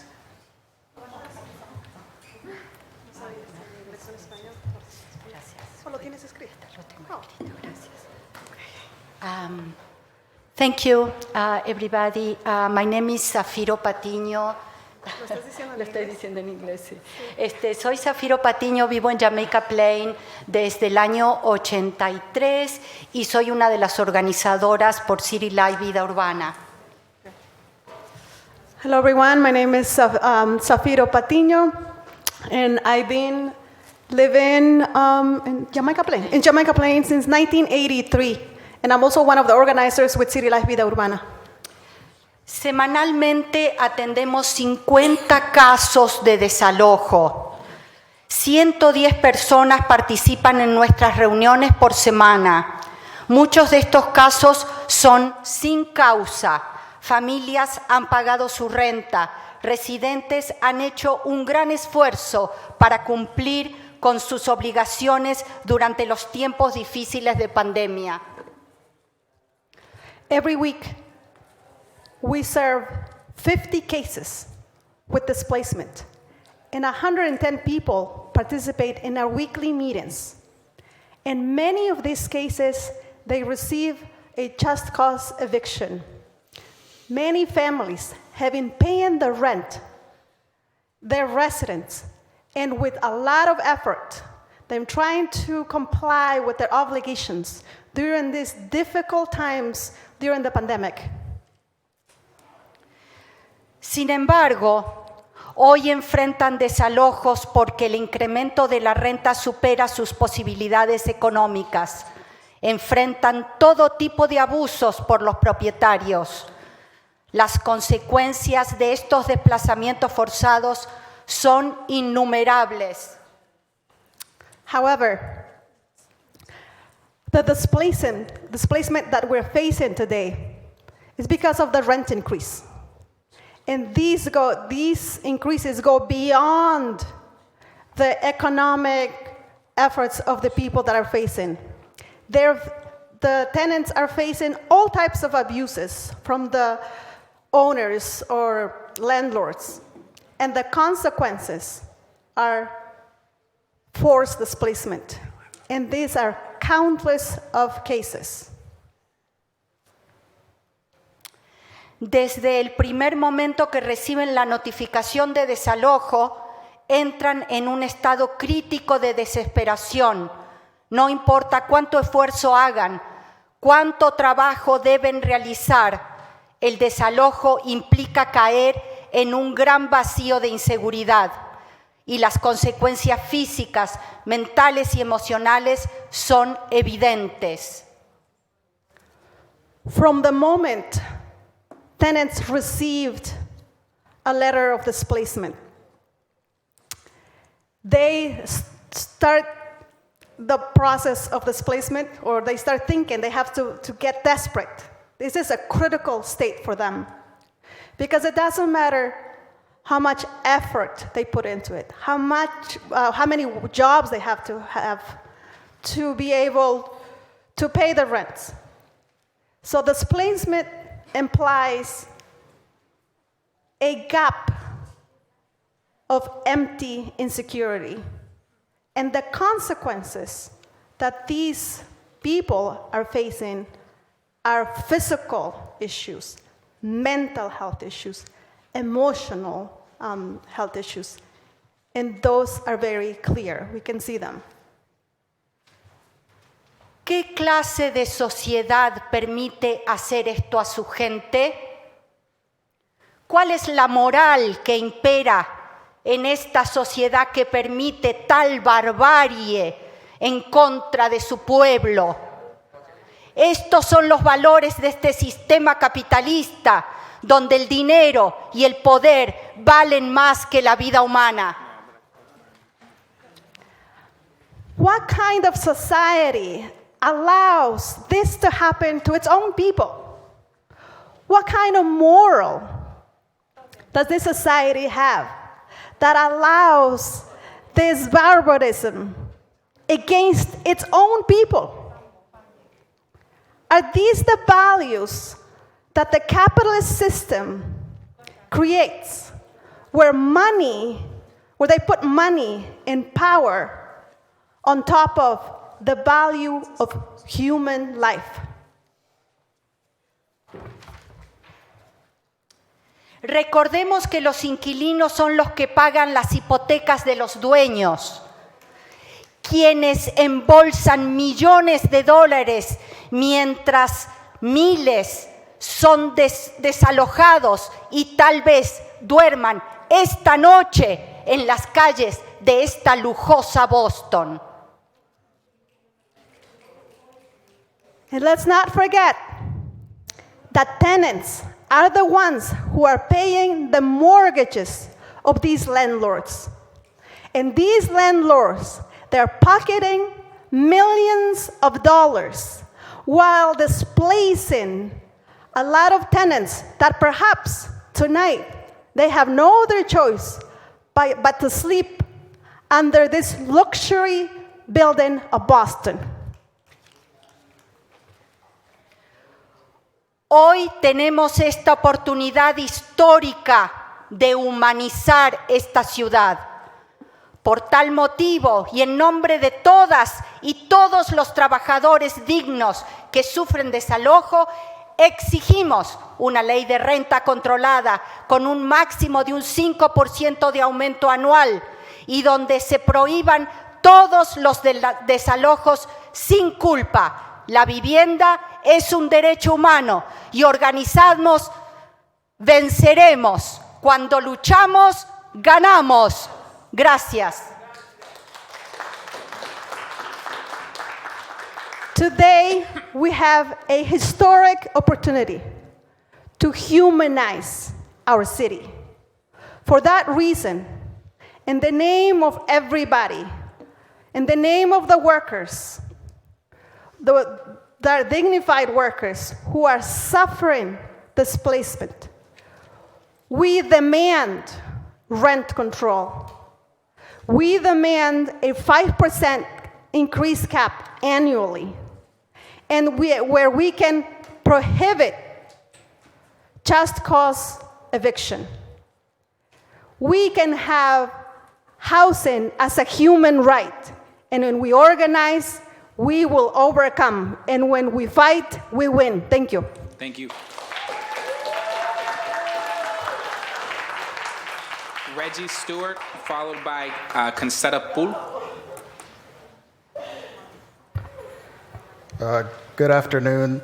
I live in Codman Square in District 4. I'm a fan of the idea of rent control, but I'm not really a fan of this policy as it exists, and I'll explain why. In Dorchester, Roxbury, Mattapan, which we understand where much of Black people live, I looked at the MLS data from 2021 to 22. Dorchester average rent went up 11.6%, Roxbury 12.9%, Mattapan only around 2%. However, if Mattapan residents go looking for an apartment today, you'll find that over the past 6 months, your rent went up over 12.5%. And this doesn't count existing tenants who are just being gouged, 50%, 100% rent increases year over year. So 10% is kind of a joke for me. It only slows displacement. And as far as Black Boston is concerned, by the numbers, it stabilizes nothing. So I'm not really a supporter of rent control. I am in support of a rent freeze. Just freeze the rent for at least 5 years. It sounds drastic, but the conditions that African Americans have had to live under is even more drastic. According to census data, American Community Survey, median household income for Black Bostonians is around $56,000. According to HUD, 30% of your income above that leaves you rent burden. So that means that African Americans can only afford $1,400 a month. And we're looking at $3,000 if trends continue in terms of the rent increase. So pretty much all of Black Boston is severely rent burdened, those that haven't been pushed out already. And I'm disappointed to hear from the administration censoring the psychology of developers. Oh, what about the psychology of Black residents whose rent is double what they can afford? What about their psychology? So I say that the city council and the state legislature should not engage in bad faith negotiations with so-called neighbors. I'm sure that some of them are, but the ones that are playing in the market, that are kind of making things spiral out of control, we just have to be honest that we're dealing with entitled suburbanites who want to continue to hoard wealth and soulless corporate vampires that want to expand their profits. And so the next time that these guys call you, because they're holding Boston renters hostage, so When these guys call you, you just tell them it's the policy of the United States to not negotiate with terrorists. Now, if we send this rule up as it exists, the message is clear. I understand the sentiment that you're expressing, that the mayor is expressing, but by the numbers, if you send this up as it exists, all you're saying is to developers is don't stop plundering Black Boston, don't stop displacing Black Boston, just slow it down so my administration looks good. That's literally all that this policy will do. And the message to Black Bostonians is also clear. The FHA left you hanging in the 1930s, and in 2023, so will I. That's what the numbers say. So freeze the rent. If you have to increase it, maybe tie it to CPI. If you look at the data, it barely gets to 2%, never mind 3%. So if you have to increase it, stop it at 3. It's barely 1-2% if you look year over year. I don't know about the 15-year exemption. We're just at the 4-minute mark. So 4 minutes, sorry. But yeah, Black Boston needs a rent freeze. That's the only way that this works. Thanks. Thank you. Concetta or Conchetta Pool? Please correct me when you get to the mic. I want to make sure I get your name right. Yes, it's Concetta. Thank you, Concetta. And I have the misfortune to follow him. Well, so yes, my name is Concetta Paul. I'm a tenant leader and an affordable housing advocate. I am here really to speak about man's quest for profit at the expense of humanity. So regardless of what Madison Avenue might say, a man's life does not consist in the abundance of the things that he possesses. The top 10% of Americans, they own about 70% of this country's wealth. The Egyptian pharaohs, they packed their tombs with fortunes for the afterlife. But these treasures are still here on earth. It is an exercise in the futility of man's trust in riches. People who are present at deathbeds, they say no one regrets not making enough money when they're dying. Everybody look back to relationships. Maybe if more of us thought about death, we'd live differently. Because like milk, we all collected expiration dates at birth. From the moment we were born, the clock called life started ticking. Tick, tick. We just got 2 seconds closer to our deaths. So what then does it profit us to focus on amassing money and lack empathy, or not care for injustice? Money may hire someone to work for us, but it can't make that person treat us kindly. If we make $1 million in profit, $500,000 in profit, or $250,000 in profit, is this not enough? If a landlord cannot live on $100,000 in profit, imagine a minimum wage earner who has to exist on $30,000. Someone earning minimum wage, $15 an hour, earns $120 a day. That's $600 a week. That's $2,400 a month, minimum wage.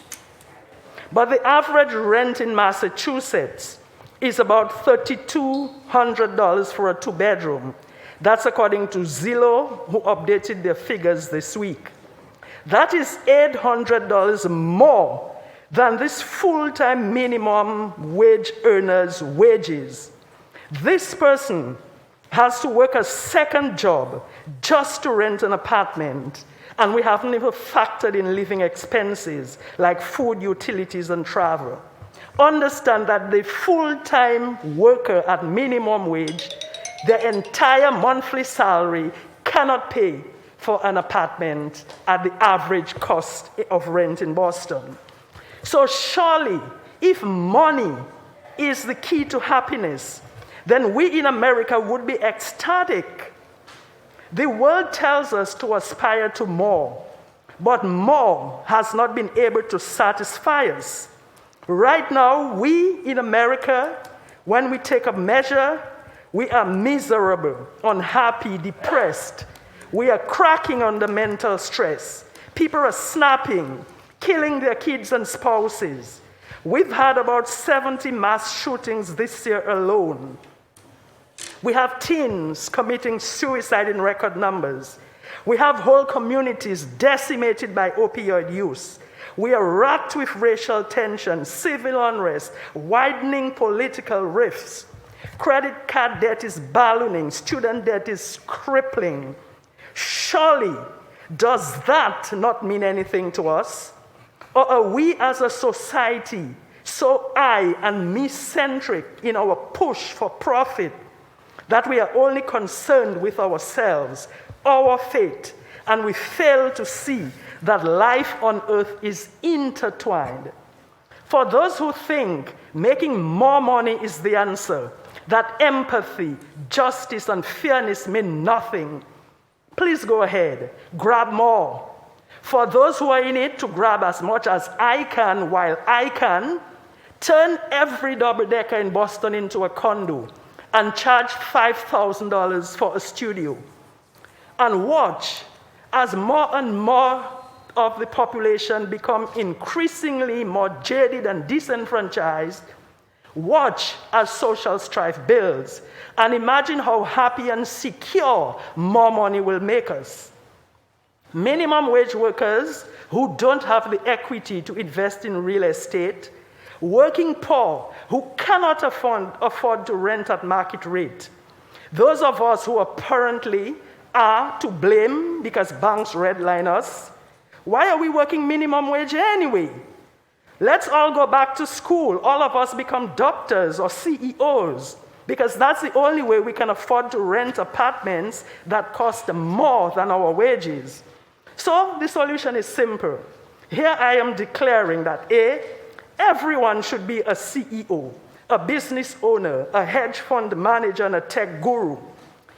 Therefore, everyone will be able to rent at unregulated market rates.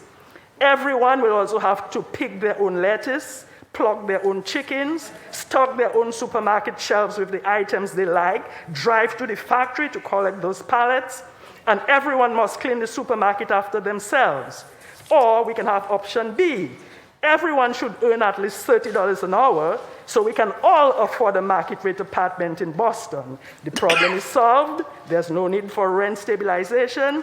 Everyone can afford to rent. We can all go home and praise the capitalist system. As it is right now, minimum wage earners cannot afford current market rents, which begs the question, where should minimum wage workers, remember the ones during COVID, we so cynically extolled them as essential, where should they live? Let me add a religious bent here. If we die and find out there's no God, well, okay. But if we die and find out there is a God, bringing a large donation for the benevolent fund to repaint the pearly gates, that won't cut it. Nor will the excuse, I didn't know I was supposed to care about my brother or the less fortunate. The stock market in heaven trades in kindness, compassion, humility, and charity.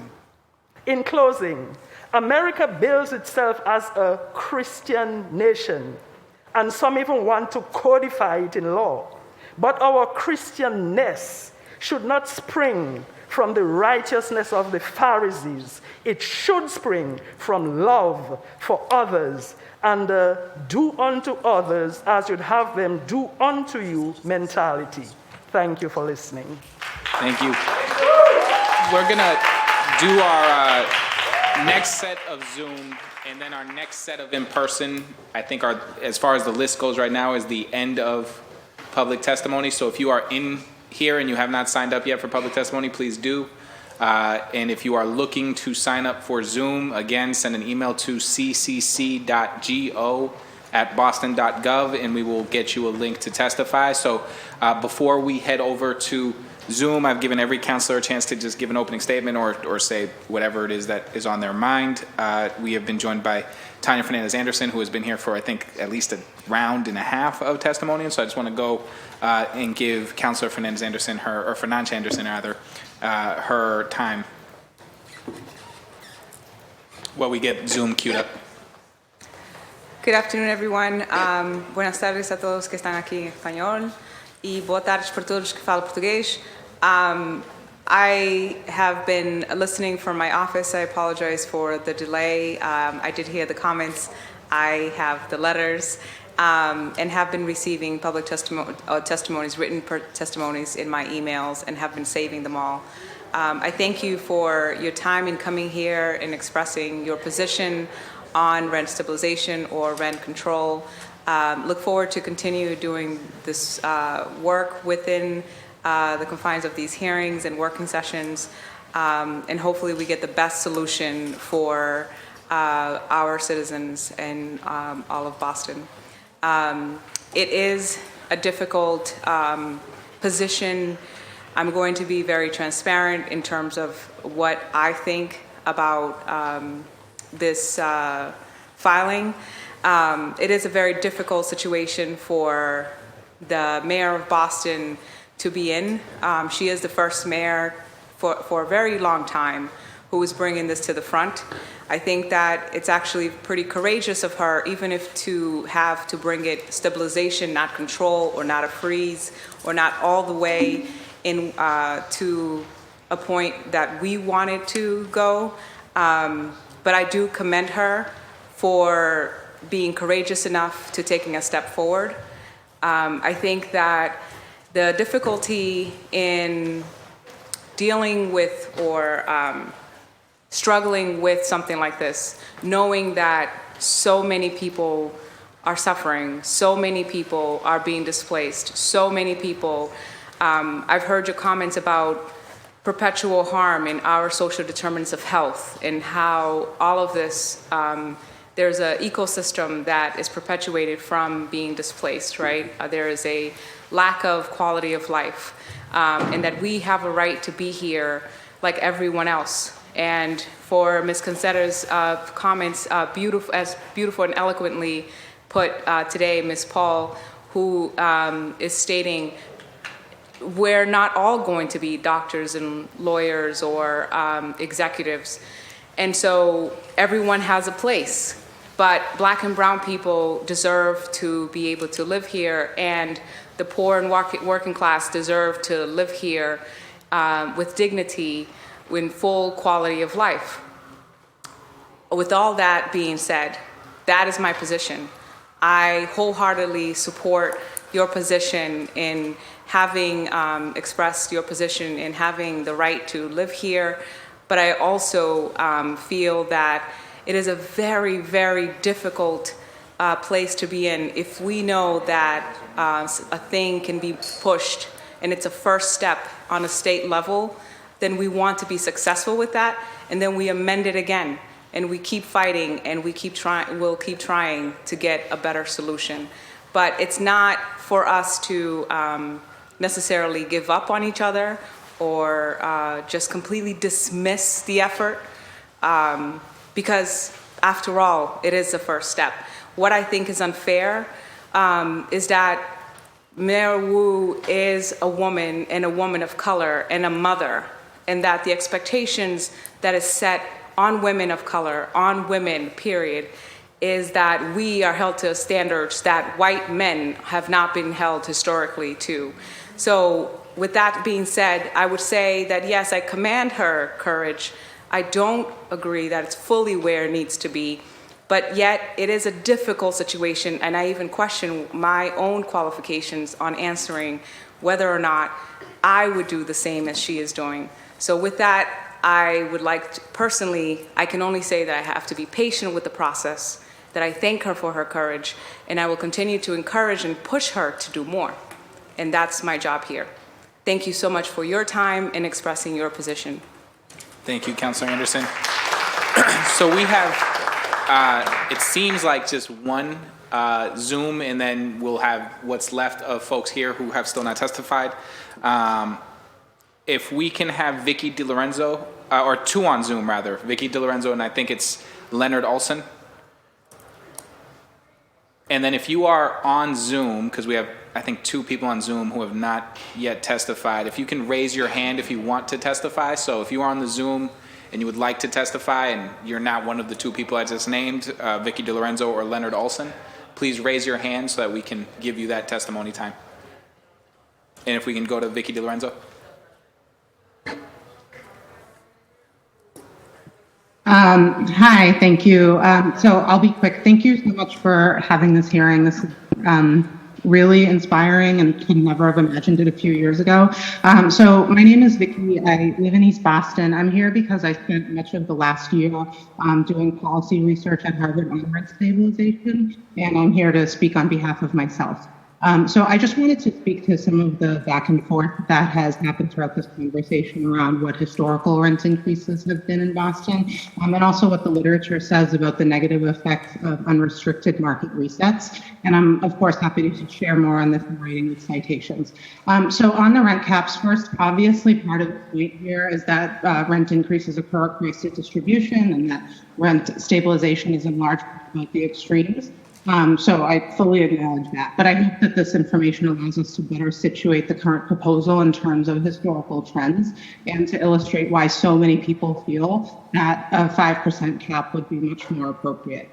So on the cap, this was already mentioned. If you look at the median, the average annual increase for a median apartment in Boston from 27 to 2020 was about 4% a year. So if you convert that to CPI terms, it's about CPI plus 2. Again, the source on that is 14 years of census data.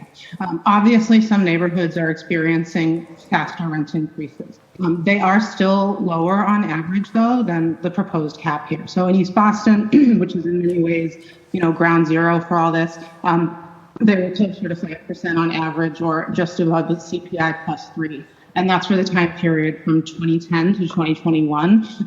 That doesn't include 2007 to 2009 because neighborhood level census data was not being produced at that time on this. There was also some discussion about advertised rents from last year.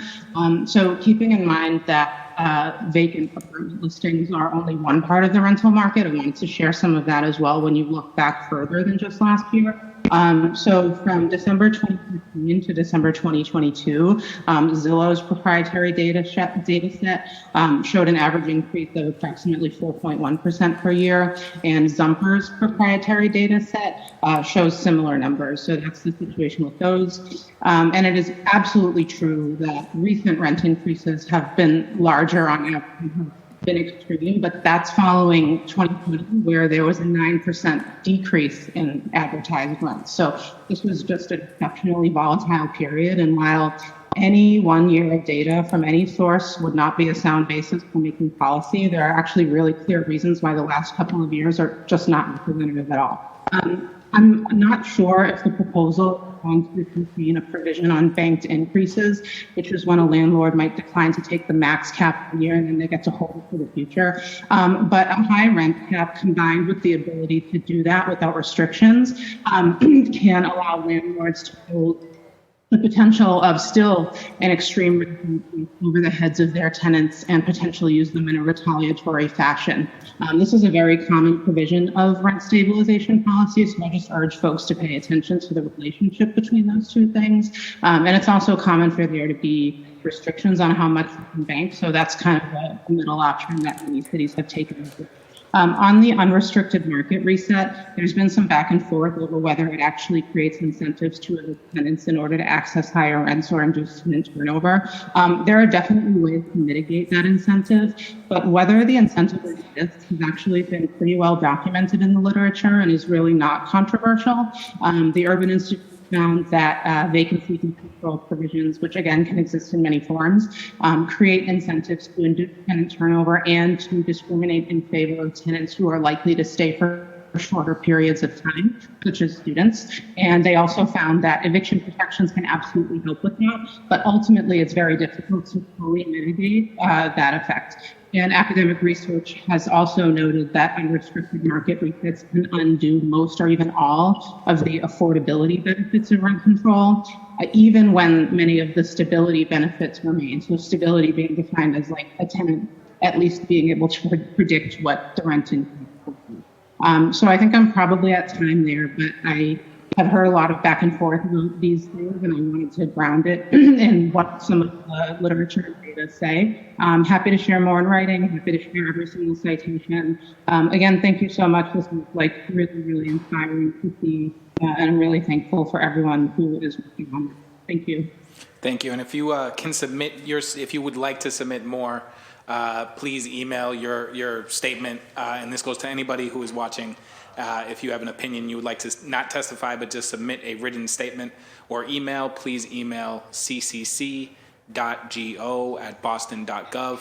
We now have, I don't think we have anybody else on Zoom, so it is now the folks in this room. We have 9 more folks to go, and so if you are at the end of that list and we haven't called your name and you would like to testify, just come right up to the mic and we will let you do it there. So Yaguelin Lasso, followed by, and they didn't put a first name, they just put D. Rubio. So that is whoever's next. Yep, so you would be after. No, I'm sorry, I thought it was an attendance sheet, so So not here? no. Okay. I'm just here to support. Got it. You thought it was a sign-in. Thank you. If I call your name and you thought it was a sign-in, just thank you for being here. The floor is yours. ¿Necesita alguien para interpretar? Sí. Do we have the Spanish interpreter? No, hold on, we actually have one.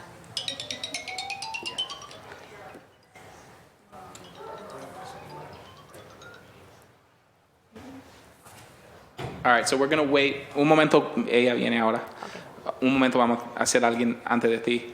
Gemma Reyes. Oh, are we already ready? Yes. Perfect. Yo lo voy a leer y usted lo dice. Estoy feliz de estar aquí en el apoyo del control de renta. Gracias y buenas tardes a todos ustedes por darnos esta oportunidad de escuchar al pueblo. Mi nombre es Jacqueline Lazo, vivo en East Boston hace 20 años, soy madre de 3 niños. Recientemente fui víctima de un crimen en East Boston. Por esa causa me sentí insegura en mi trabajo y me vi obligada a renunciar a él. Por eso mi esposo es el único que sostiene nuestra familia. Por esto no solo lo mío, represento como más familias de la gentrificación que se está llevando a cabo. Algo que no nos sorprende, lo que nos sorprende es la falta de justicia, de vivienda para las familias de escasos recursos, los altos costos de renta, el incremento va de $500 para arriba en curso y la inflación de la misma. El 6% que propone nuestra alcaldesa todavía nos sigue pareciendo una brecha para los desarrolladores corporativos continúen en exorbitantes precios a la renta y el desplazamiento de segregaciones de comunidad.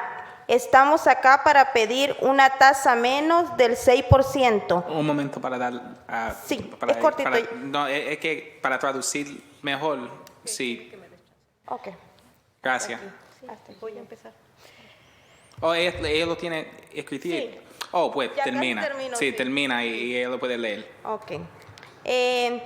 Estamos acá para Gracias. pedir una tasa menos del 6% y mantener reunificadas nuestras comunidades porque tener un techo es un derecho. Gracias. Feliz tarde. Gracias por eso. I'm so happy being here and with the support that you're giving us with the rent control. My name is Jackie Lasso. I live in East Boston since 20 years ago. I'm a mother of 3 children, and recently I was a victim of a crime in East Boston, and for that reason I didn't feel secure anymore, safe, and I had to quit my job. And that's the reason why my husband is right now the only person supporting our family. But I'm not talking only in my name, but I'm talking also on behalf of a lot of other families who have been displaced for the gentrification.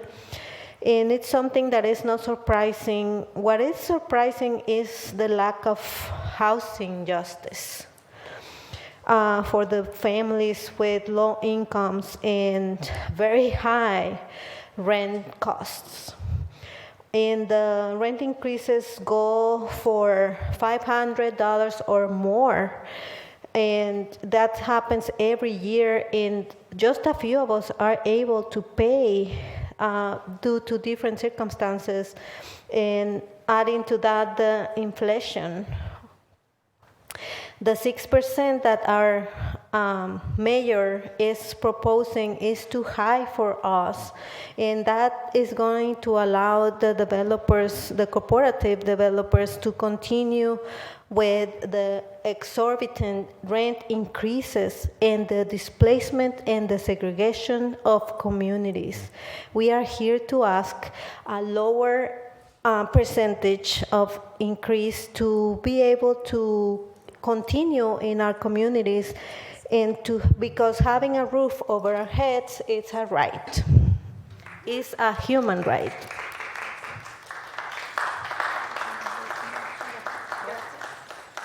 Thank you. Gracias a ustedes. Gracias a usted. Is Gemma Reyes?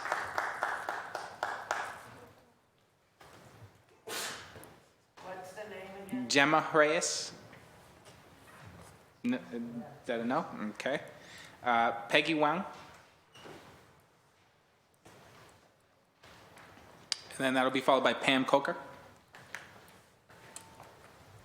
Hi, yes, my name is Peggy. I am part of the Independent Socialist Group. I work at MassHeart around the Fenway Mission Hill area.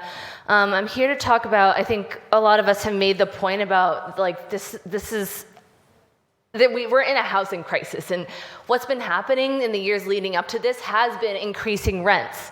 So, 10%, 5%, at a certain point, it's still increasing rents. And like, if the average in the past, 10 years was told to us that it was 4%, it's gonna get worse. And what working people actually need is a rent freeze. We need time to be able to, our wages to be able to catch up, to be lifted, to be able to pay for, these exorbitant rents that exist right now. Minimum wage is at $15 an hour finally, now that's happened in January. But that's what, 31,000 maybe a year? Like, I don't know how many people are able to survive off that. It's absurd. We need living wages. I think the MIT living wage calculator says that an actual living wage for a person with no kids would be 22 an hour. That's without kids. The second you have a kid, it's 45 an hour. How many people are making 80K? How many single people are making 80K in Boston? I can't imagine that many people, single people with a kid. I want to talk about just working people's right to live in this city versus what investors think is their right to be able to earn profits. That a proposal that comes forth, has to fall into the logic of investors and developers making more money than ever before is just insane. What we need is actual people to be able to survive, to be able to put food on their table, to those of us who are working really, really hard to live in Boston right now. You have to have 3 minimum wage jobs to afford a 1-bedroom unit. It's a lot. And that's who's working 3 minimum wage jobs. We can't keep putting this crisis on the backs of working people. Working people can't be made to have to shoulder this cost more and more. In the past, I read a stat that said between the start of the pandemic till June 2022, the billionaires in this state have actually increased their wealth by 46%. That's $25 billion. We need to tax that shit. We need to tax that and actually build public housing, like quality, affordable public housing. We need investment in that, and we can do that. There are resources to be able to do that. We passed the Fair Share Amendment this past November, so we'll be able to bring what we're estimating to be $2 billion to put toward public ed and infrastructure and things like that. We could be doing a lot more, actually. This is a statewide issue. I know when we talk about Boston, there's Boston proper, but we know that so many people who live in Boston have been pushed out to Quincy and Malden, and even friends of mine who have gone out to Worcester. It's really far away, and even there, they're like, I can't pay for things. And our public transit system is in a state of crisis as well. And so as people are moving farther, they're having to take more time to get to work and sacrifice more hours of their day. We can't keep doing this. We need a rent freeze for the next 3 years at least. Rents should be capped at 30% of minimum wage. People making minimum wage here should be able to live where they're working. We can form elected committees of workers and renters to oversee and enforce those kinds of things.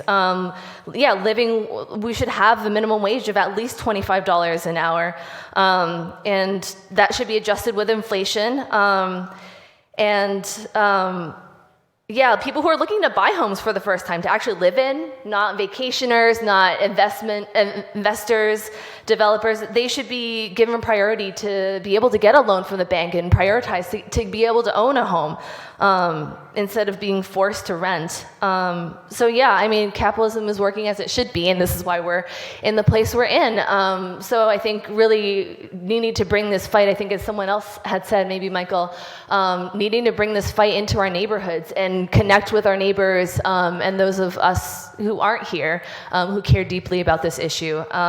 We need to get organized about this. Maura Healy has expressed, like Baker before her, that she's vehemently against lifting the statewide rent control, and that's something we all should be fighting for. The rent control ban should be lifted. It impacts all of us across Massachusetts, so thanks. Thank you. Pam Coker is next, but just a quick question is anyone here have the last name Reyes who would like to testify? Or might have got that first name wrong? Nope, okay. And then one more who may be here in person. Is Leonard Olson here? He's supposed to speak. Yeah, I know, we have the list. I see your name, I got you. Is Leonard Olson here? No? Okay. Leonard Olson? No? Okay. We have a list that's in order of the way people signed up, so if we don't get to you, then we will get to you. Pam Coker? Good afternoon, or almost good evening. Thank you for taking the time this evening. My name is Pam Coker. I'm the president of the Boston Municipal Research Bureau, and I'm also a city resident. I just have a couple of brief comments. It was definitely very interesting to see the mayor's proposal come out. We certainly look forward to digging into the details much more as we learn more about the specifics of her proposed plans for the city around housing. I do want to call out that I appreciate the provision that speeds up the permitting process so we can get more housing creation done more quickly, because clearly that is a key part of the challenge that our city is facing right now, is not only the rents for many folks are very challenging, but also the availability of enough housing to address the housing needs across the city. As well, I wanted to note that the Mayor's Office of Housing has been working pretty hard to turn out as much new housing projects as they can. But the truth is, and the city has previous administrations have recognized this, that we can't as a city, probably build our way out of our affordable housing challenge. We need the communities around Boston to meet the responsibility that they committed to, maybe in 2017, to be partners in sort of the region with Boston, where other communities besides Boston would be building more housing, and therefore making the housing responsibility for the region expanded to those other communities that are close by, and then benefit from being near Boston but not in Boston. So one of the things I do hope for with new Governor Healy, someone else had mentioned some hopes for her as well. We do hope to see some proposals from the governor around how we address the housing challenges in this part of the state and, of course, overall. So look forward to hopefully seeing some promising proposals around that and some collaboration with the communities just outside of Boston that should be our partners. And then the last thing I just wanted to emphasize is that, yes, it is a very challenging time for the city. We have a lot of needs that need to be addressed, and that's not easy. And again, I hope that some of these things, like the governor's engagement and commitment to meeting housing challenges across the state, will come to our community as well. And so we look forward to, again, seeing more of the details and continuing to follow the process as this initiative moves forward. Thank you for your time. Thank you. Next, we have Sam Pierce and Glenna Wyman. Is that perfect? So we got you after him. And then we have 3 people on Zoom who have shown up. So if you're on Zoom, just after we're done with this set of folks in person, we'll go and finish up with our Zoom testimony. Sam Pierce, the floor is yours. Good evening, everyone. Thank you, Councilor Arroyo, Chair of this committee, and Councilor Luzienne, Vice Chair. Thank you, Kenzie Bach and Councilor Anderson, for also staying. I think that while this is a very important topic, that we also don't want to get distracted. There are obviously people who are interested in the mayor's proposal, and I've been supporting Michelle Wu for the last 10 years, but I think that we need to focus on the purview that the city controls. And what do I mean by that? From the 1980s to the 1990s, colleges promised free tuition to Black and brown residents from Harvard, Mission Hill, Northeastern, and then proceeded to phase them out through off-campus housing and the lack of really regulatory teeth from the city to force these colleges to actually house their college students on their campuses and not raise the rents. And so one of the proposals that I have been floating around is that the city of Boston allocate money to build units at Bunker Hill Community College and Roxbury Community College to the amount of 1,500 units per college, which would be 3,000 affordable housing units that would be directly connected to the college and also be transitional housing, since community college students transition every 2 to 3 years. I think that we need to raise taxes on investment properties without a landlord present, including stopping the growth of off-campus housing, straining the market, as well as the selling of BHA properties to developers who then create luxury housing. These are within the purview of the City Council. If you all do write a home rule petition, which I hope you do, that's as far as your power goes. But what I'm proposing, you all directly control, because you control the budget. When I look at Woodlawn Apartments in Sonoma by the T, that was a $30 million real estate deal from one cousin to another cousin that systematically forced Black and brown people out of Mattapan and Hyde Park. These types of deals cannot be allowed to continue. And so while I support and celebrate Mayor Wu's idea of there being rent stabilization, 10% is way too high. And so we definitely would need the maximum cap to be 5% on rental increases. We also need the city council to write language in whatever proposal they come up with to address the federal standard change in the AMI, which is the area median income, so that Boston is not pegged to Wellesley, Brookline, and Newton's affluence when we're talking about affordable housing. The state rent stabilization on HUD properties, Section 8, and subsidies amount to over $300 million that the city of Boston gets every year as a landlord. And quite frankly, the residents are not seeing a return on our investment. Where is that $300 million going, and why isn't it being reinvested in housing? And so that's something you all can consider, since we have a surplus of money in our budget. As far as testimonies, we all have enough money for technological upgrades that would include an RMV type of system where residents could get a number, maybe even find out what time they would be able to speak. Because I, for example, have been here for over 3 hours and am now finally speaking. And while I appreciate you all wanting to stay here to midnight, I do not get paid to be here that long. And so I think that some type of an optimization of how people are able to speak is very important.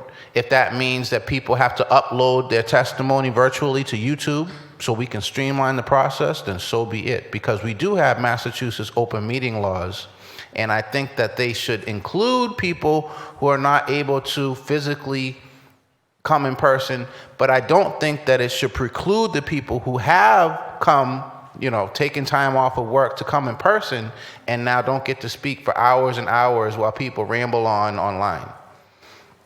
I think that you pushed 5 minutes, by the way. Just 5 minutes heads up. I appreciate it. I think that we need to start looking at corporate sponsorships as far as ways that we can mitigate some of the prices. And I think of the City Year and AmeriCorps example, where they would help house different members together, and they would make deals with various landlords to make sure that the prices were affordable. I think that looking at ways that we can do rent stabilization, looking at public-owned properties and public-funded programs are very much the key, because 100 years ago, the largest landlord in Boston was the city itself. Now that has changed. And I think that when we talk about Councilor Arroyo we're mentioning up on 6 minutes, so I need you to, whatever that last thought is. All right, so very, very, putting it all together and summarizing, the main powers that the city council has is over city departments. And so BHA not having to raise their rents and having a moratorium on new construction in areas like Dorchester, Roxbury, and Mattapan, where people were displaced simply because of the color of their skin through urban renewal, is also something we have to think about as we have now passed the reparations task force, and you have a lot of people in those neighborhoods who are looking to stay there, who have grown up there. And so, in closing, while I commend you all for considering this home rule petition, I also urge you all to also think within the purview of your own power. Thank you very much. Thank you, Sam. Glenna Wyman and I actually left off Ed Pazanese. If you are here, you are after her. And just so folks are clear on how we do the list, it's in order of arrival, so you sign up and you go. So that is how that works. Glenna Wyman. Hi. I also want to thank the city councilors who have hung out for all of us. You're great.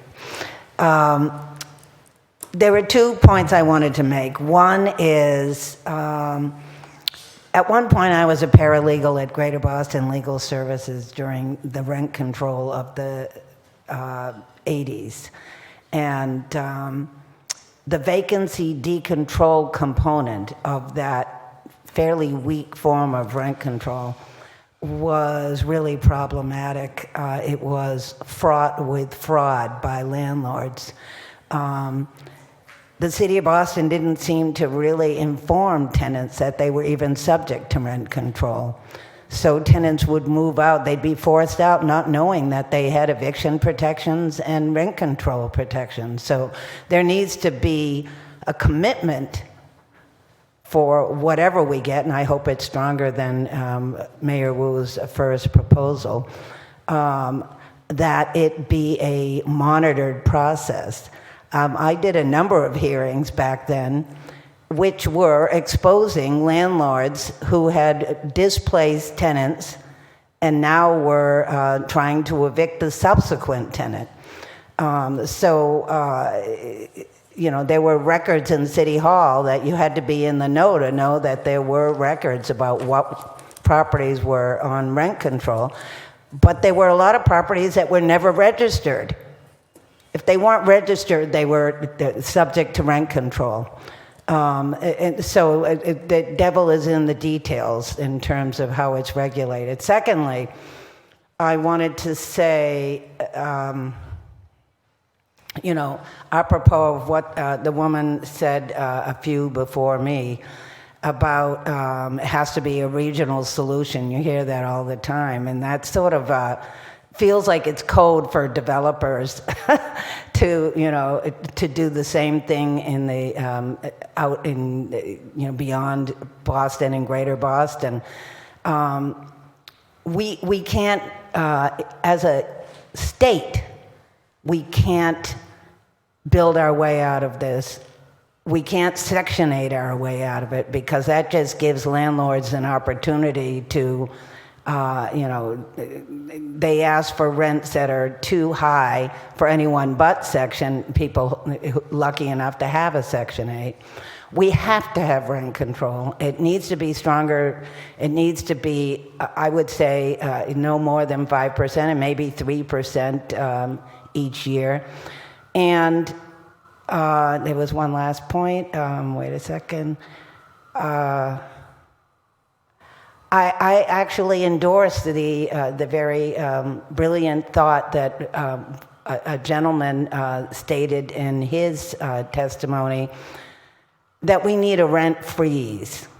I would say we need a rent freeze even if we're going to implement rent control, because as it is, for the last umpteen years, the rents have, you know, we heard one woman testify that her rent went from $800 to $1,800. So the rents have gone out of control. We need a rent freeze so that they don't keep jacking up the rent while we're trying to get rent control.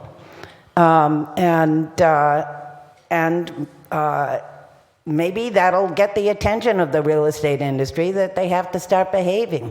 That we are out for them if they can't behave themselves. Thank you. Thank you. Is Ed here? Would you like to testify? I have you on there. Okay, so then what we have left is Zoom, unless there's anybody here who would like to testify who has not testified. Is there anybody who would like to testify has not testified? No? Well, then I thank you for being here and for sharing your thoughts and for listening to the folks in the city. If we can just pull up who we have on Zoom, and I think that'll bring that.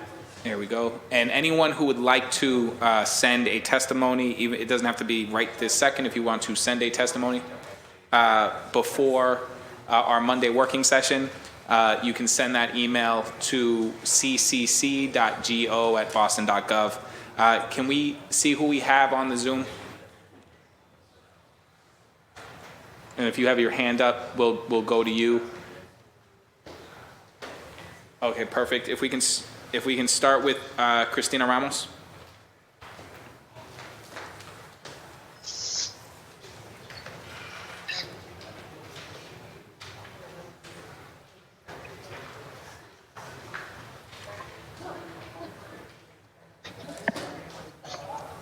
I know.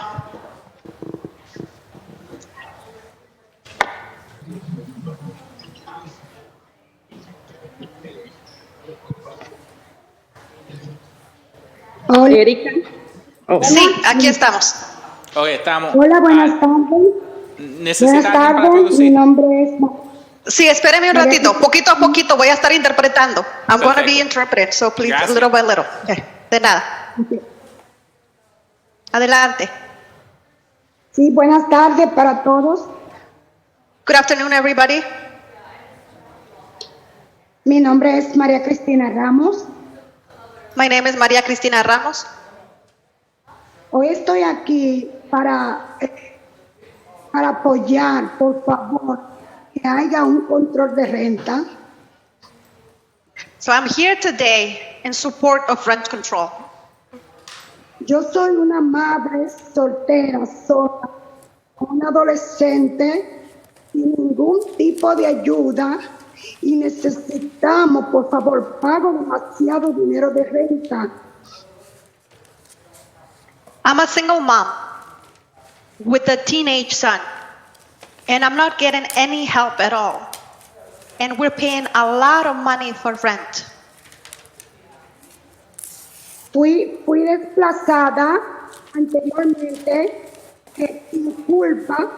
Yo pagaba mi renta y el arrendador me aumentó un aumento de $900 sin yo poder pagar ese dinero porque no lo gano.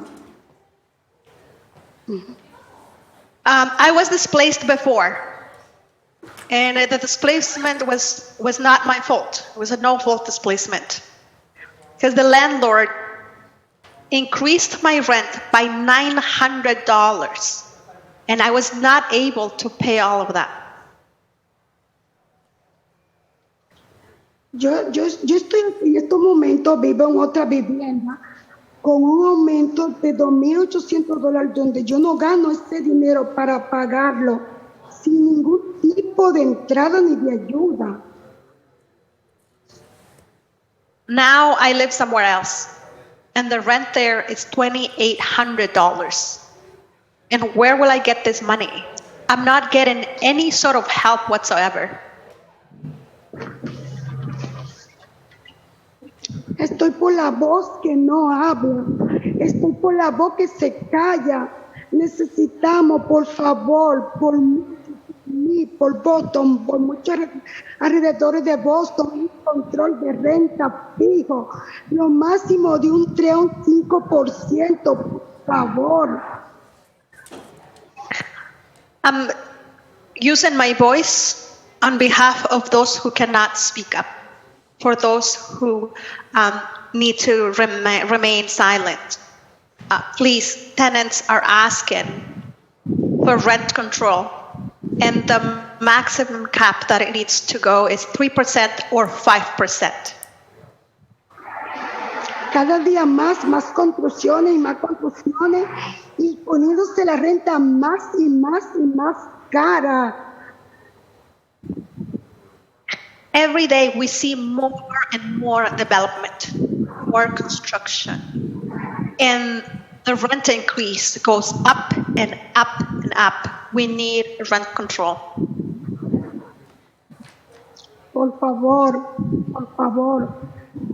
quisiera que esta ley pase, de que exista un control de renta para los pobres, los que no podemos, los que nos desplazan, que no podemos pagar renta, porque la renta ahora es un lujo. Los pobres no nos podemos dar el lujo de pagar renta tan cara. Please, I want for this proposal to become a law, because we need to control the rent as it is right now. Poor people are being displaced. Poor people do not have money to pay rent because housing is a luxury, and poor people cannot pay these expensive rents. Los sueldos, ¿cuánto cobra un empleado? A 15 pesos la hora. Imagínense pagando $2,800 que tengo que buscar trabajo extra para poder completar el pago de mi renta. Más pagando los utensilios, la luz, el gas, pagando todo, más comida. Disculpe, dijo que está ganando a $15 la hora. Sí. Okay, gracias. So now my employer pays me $15 an hour. Making $15 an hour to pay $2,800 for rent is not enough. I have to get another job just to pay rent. And on top of that, I have to pay electricity, utilities, and food.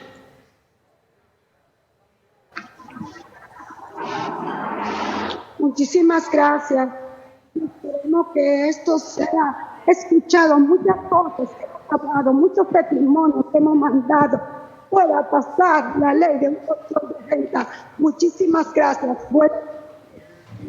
Thank you so much for listening to me. And I also have heard a lot of testimonies. We've been sending testimonies so we can pass rent control. Thank you again for your time and for listening. Gracias, señora Ramos. Looks like our final testimony will be from Pueblos Sin Fronteras.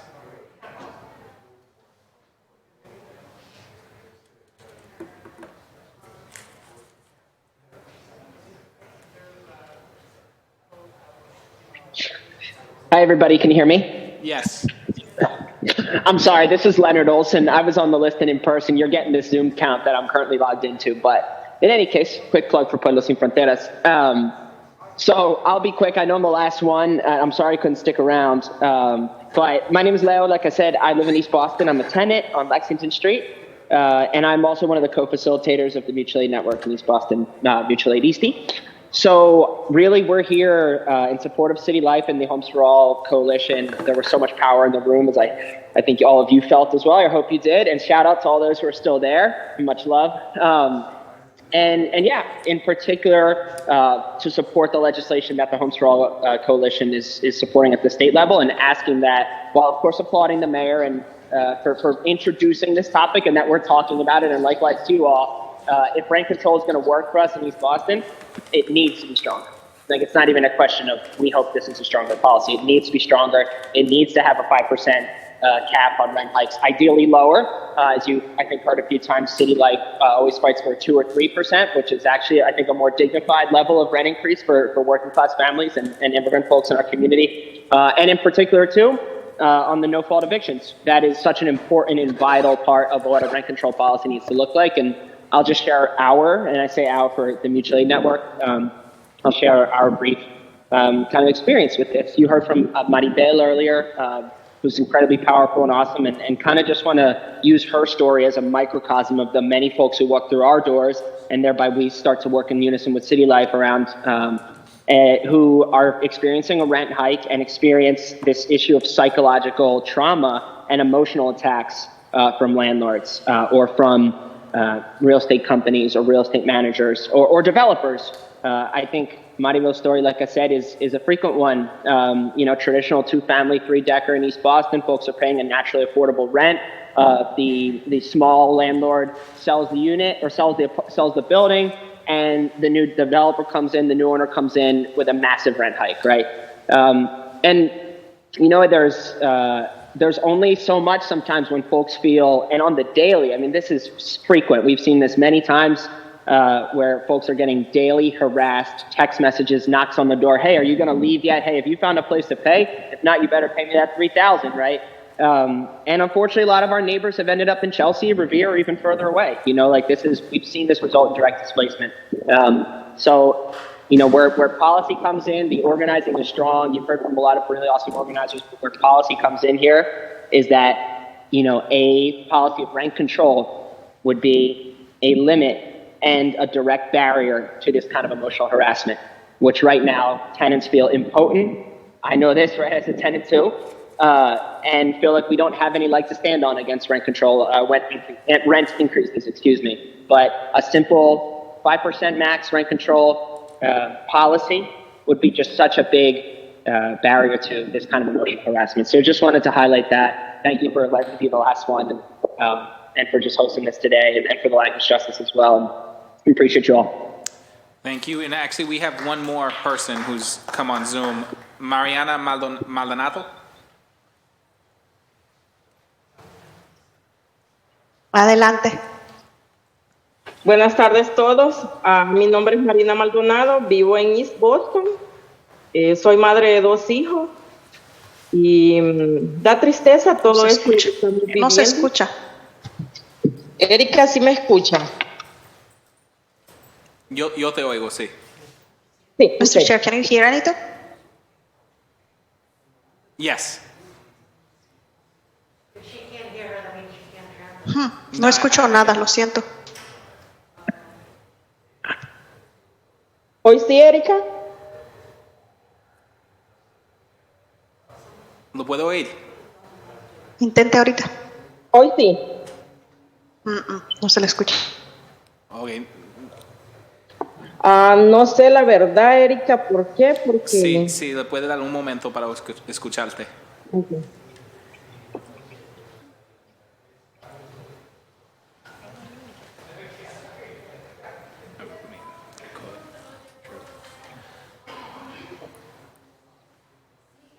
Intente hablar ahorita, a ver qué tal. Hoy sí me escuchan.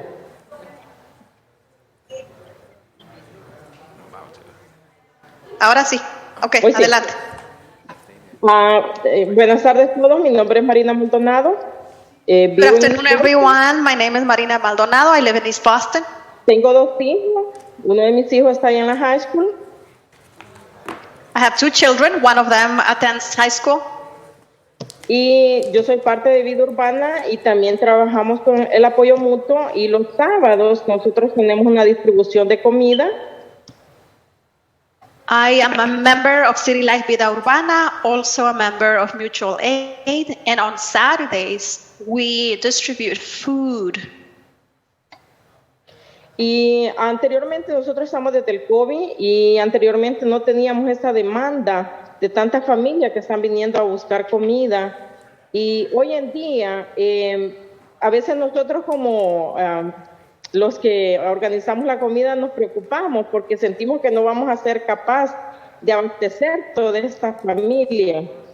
Y es el mismo problema, tenemos muchas familias llegando. Y da tristeza cuando uno escucha estas familias que no son capaces de pagar un apartamento porque lo que ganan no les alcanza más que para vivir en un cuarto. So even before COVID, there was a lot of demand for food.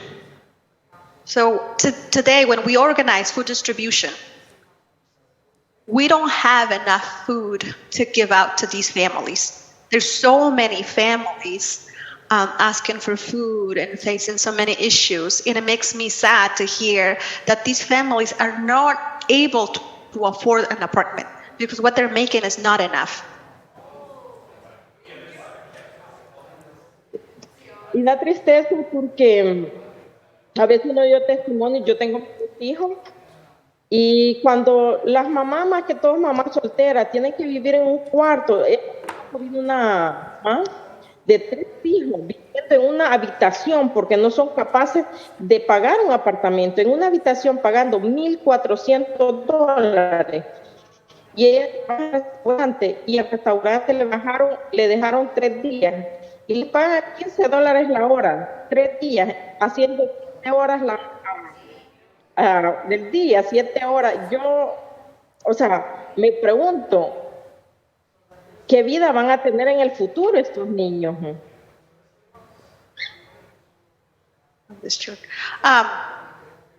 It makes me sad. And as I said earlier in my testimony, I have 2 children. And most of these people who come to receive their food, they're single moms with their children. And these single moms cannot afford to pay the high increase of rent. They have to rent 1 room and have to live with several other families.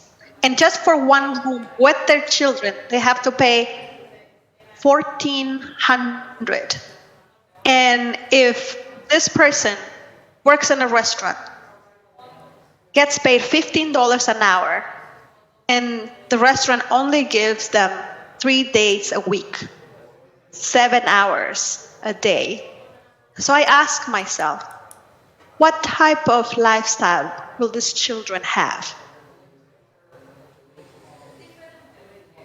Y da tristeza porque estas familias no tienen la oportunidad de salir con sus hijos a cenar o compartir con sus hijos o decir en el verano voy a ir, que sea un fin de semana fuera de lo común que es trabajar a la escuela y todo a diario.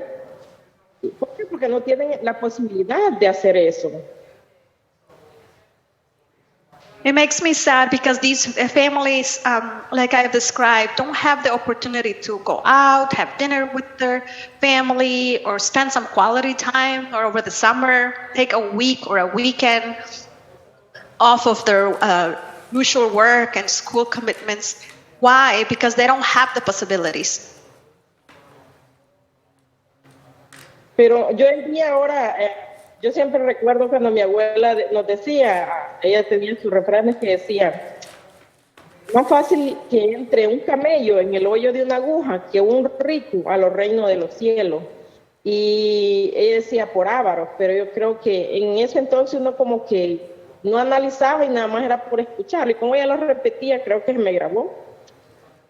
Pero hoy en día que uno lo analiza y se da cuenta, lo que estamos viviendo tenía toda la razón, porque el rico, entre más rico, él no le importa con tal de hacer la fortuna más grande, pisotear a quien sea anciano, una persona discapacitada. Ellos lo que quieren es crecer su fortuna. Y en realidad no tienen como ese corazón, y tiene razón lo que decía mi abuela, más fácil entre un camello en el hoyo de una aguja que un rico a los reinos de los cielos. Gracias. Segundo. So I remember a saying that my grandmother used to say, and back then I thought it was just a saying, but she said it, that it's easier for a camel to go through the eye of a needle than for a rich man to enter the kingdom of God. Back then I thought, oh, it's just my grandma saying those things. But what I see right now, it's what she said. You know how the rich, they're only thinking about profits. It's all greed. And they don't care about the poor people. They're just thinking more about making profits and profits. And now having a home, having an apartment, is a luxury that a lot of people cannot afford. Muchísimas gracias y buenas noches. Thank you so much and have a good night. Thank you very much. Thank you to our interpreters as well. With that, unless there's anybody who has not spoken, I do not see anyone who has not spoken. And so with that, we are going to adjourn today's community listening session. Thank you, everybody, for participating. Thank you for everyone who has stayed to listen. I want to thank my colleagues for being here, and for Councilor Louis Jem for standing up and actually helping assist somebody speak in their native language. So thank you very much to my colleagues. We are adjourned.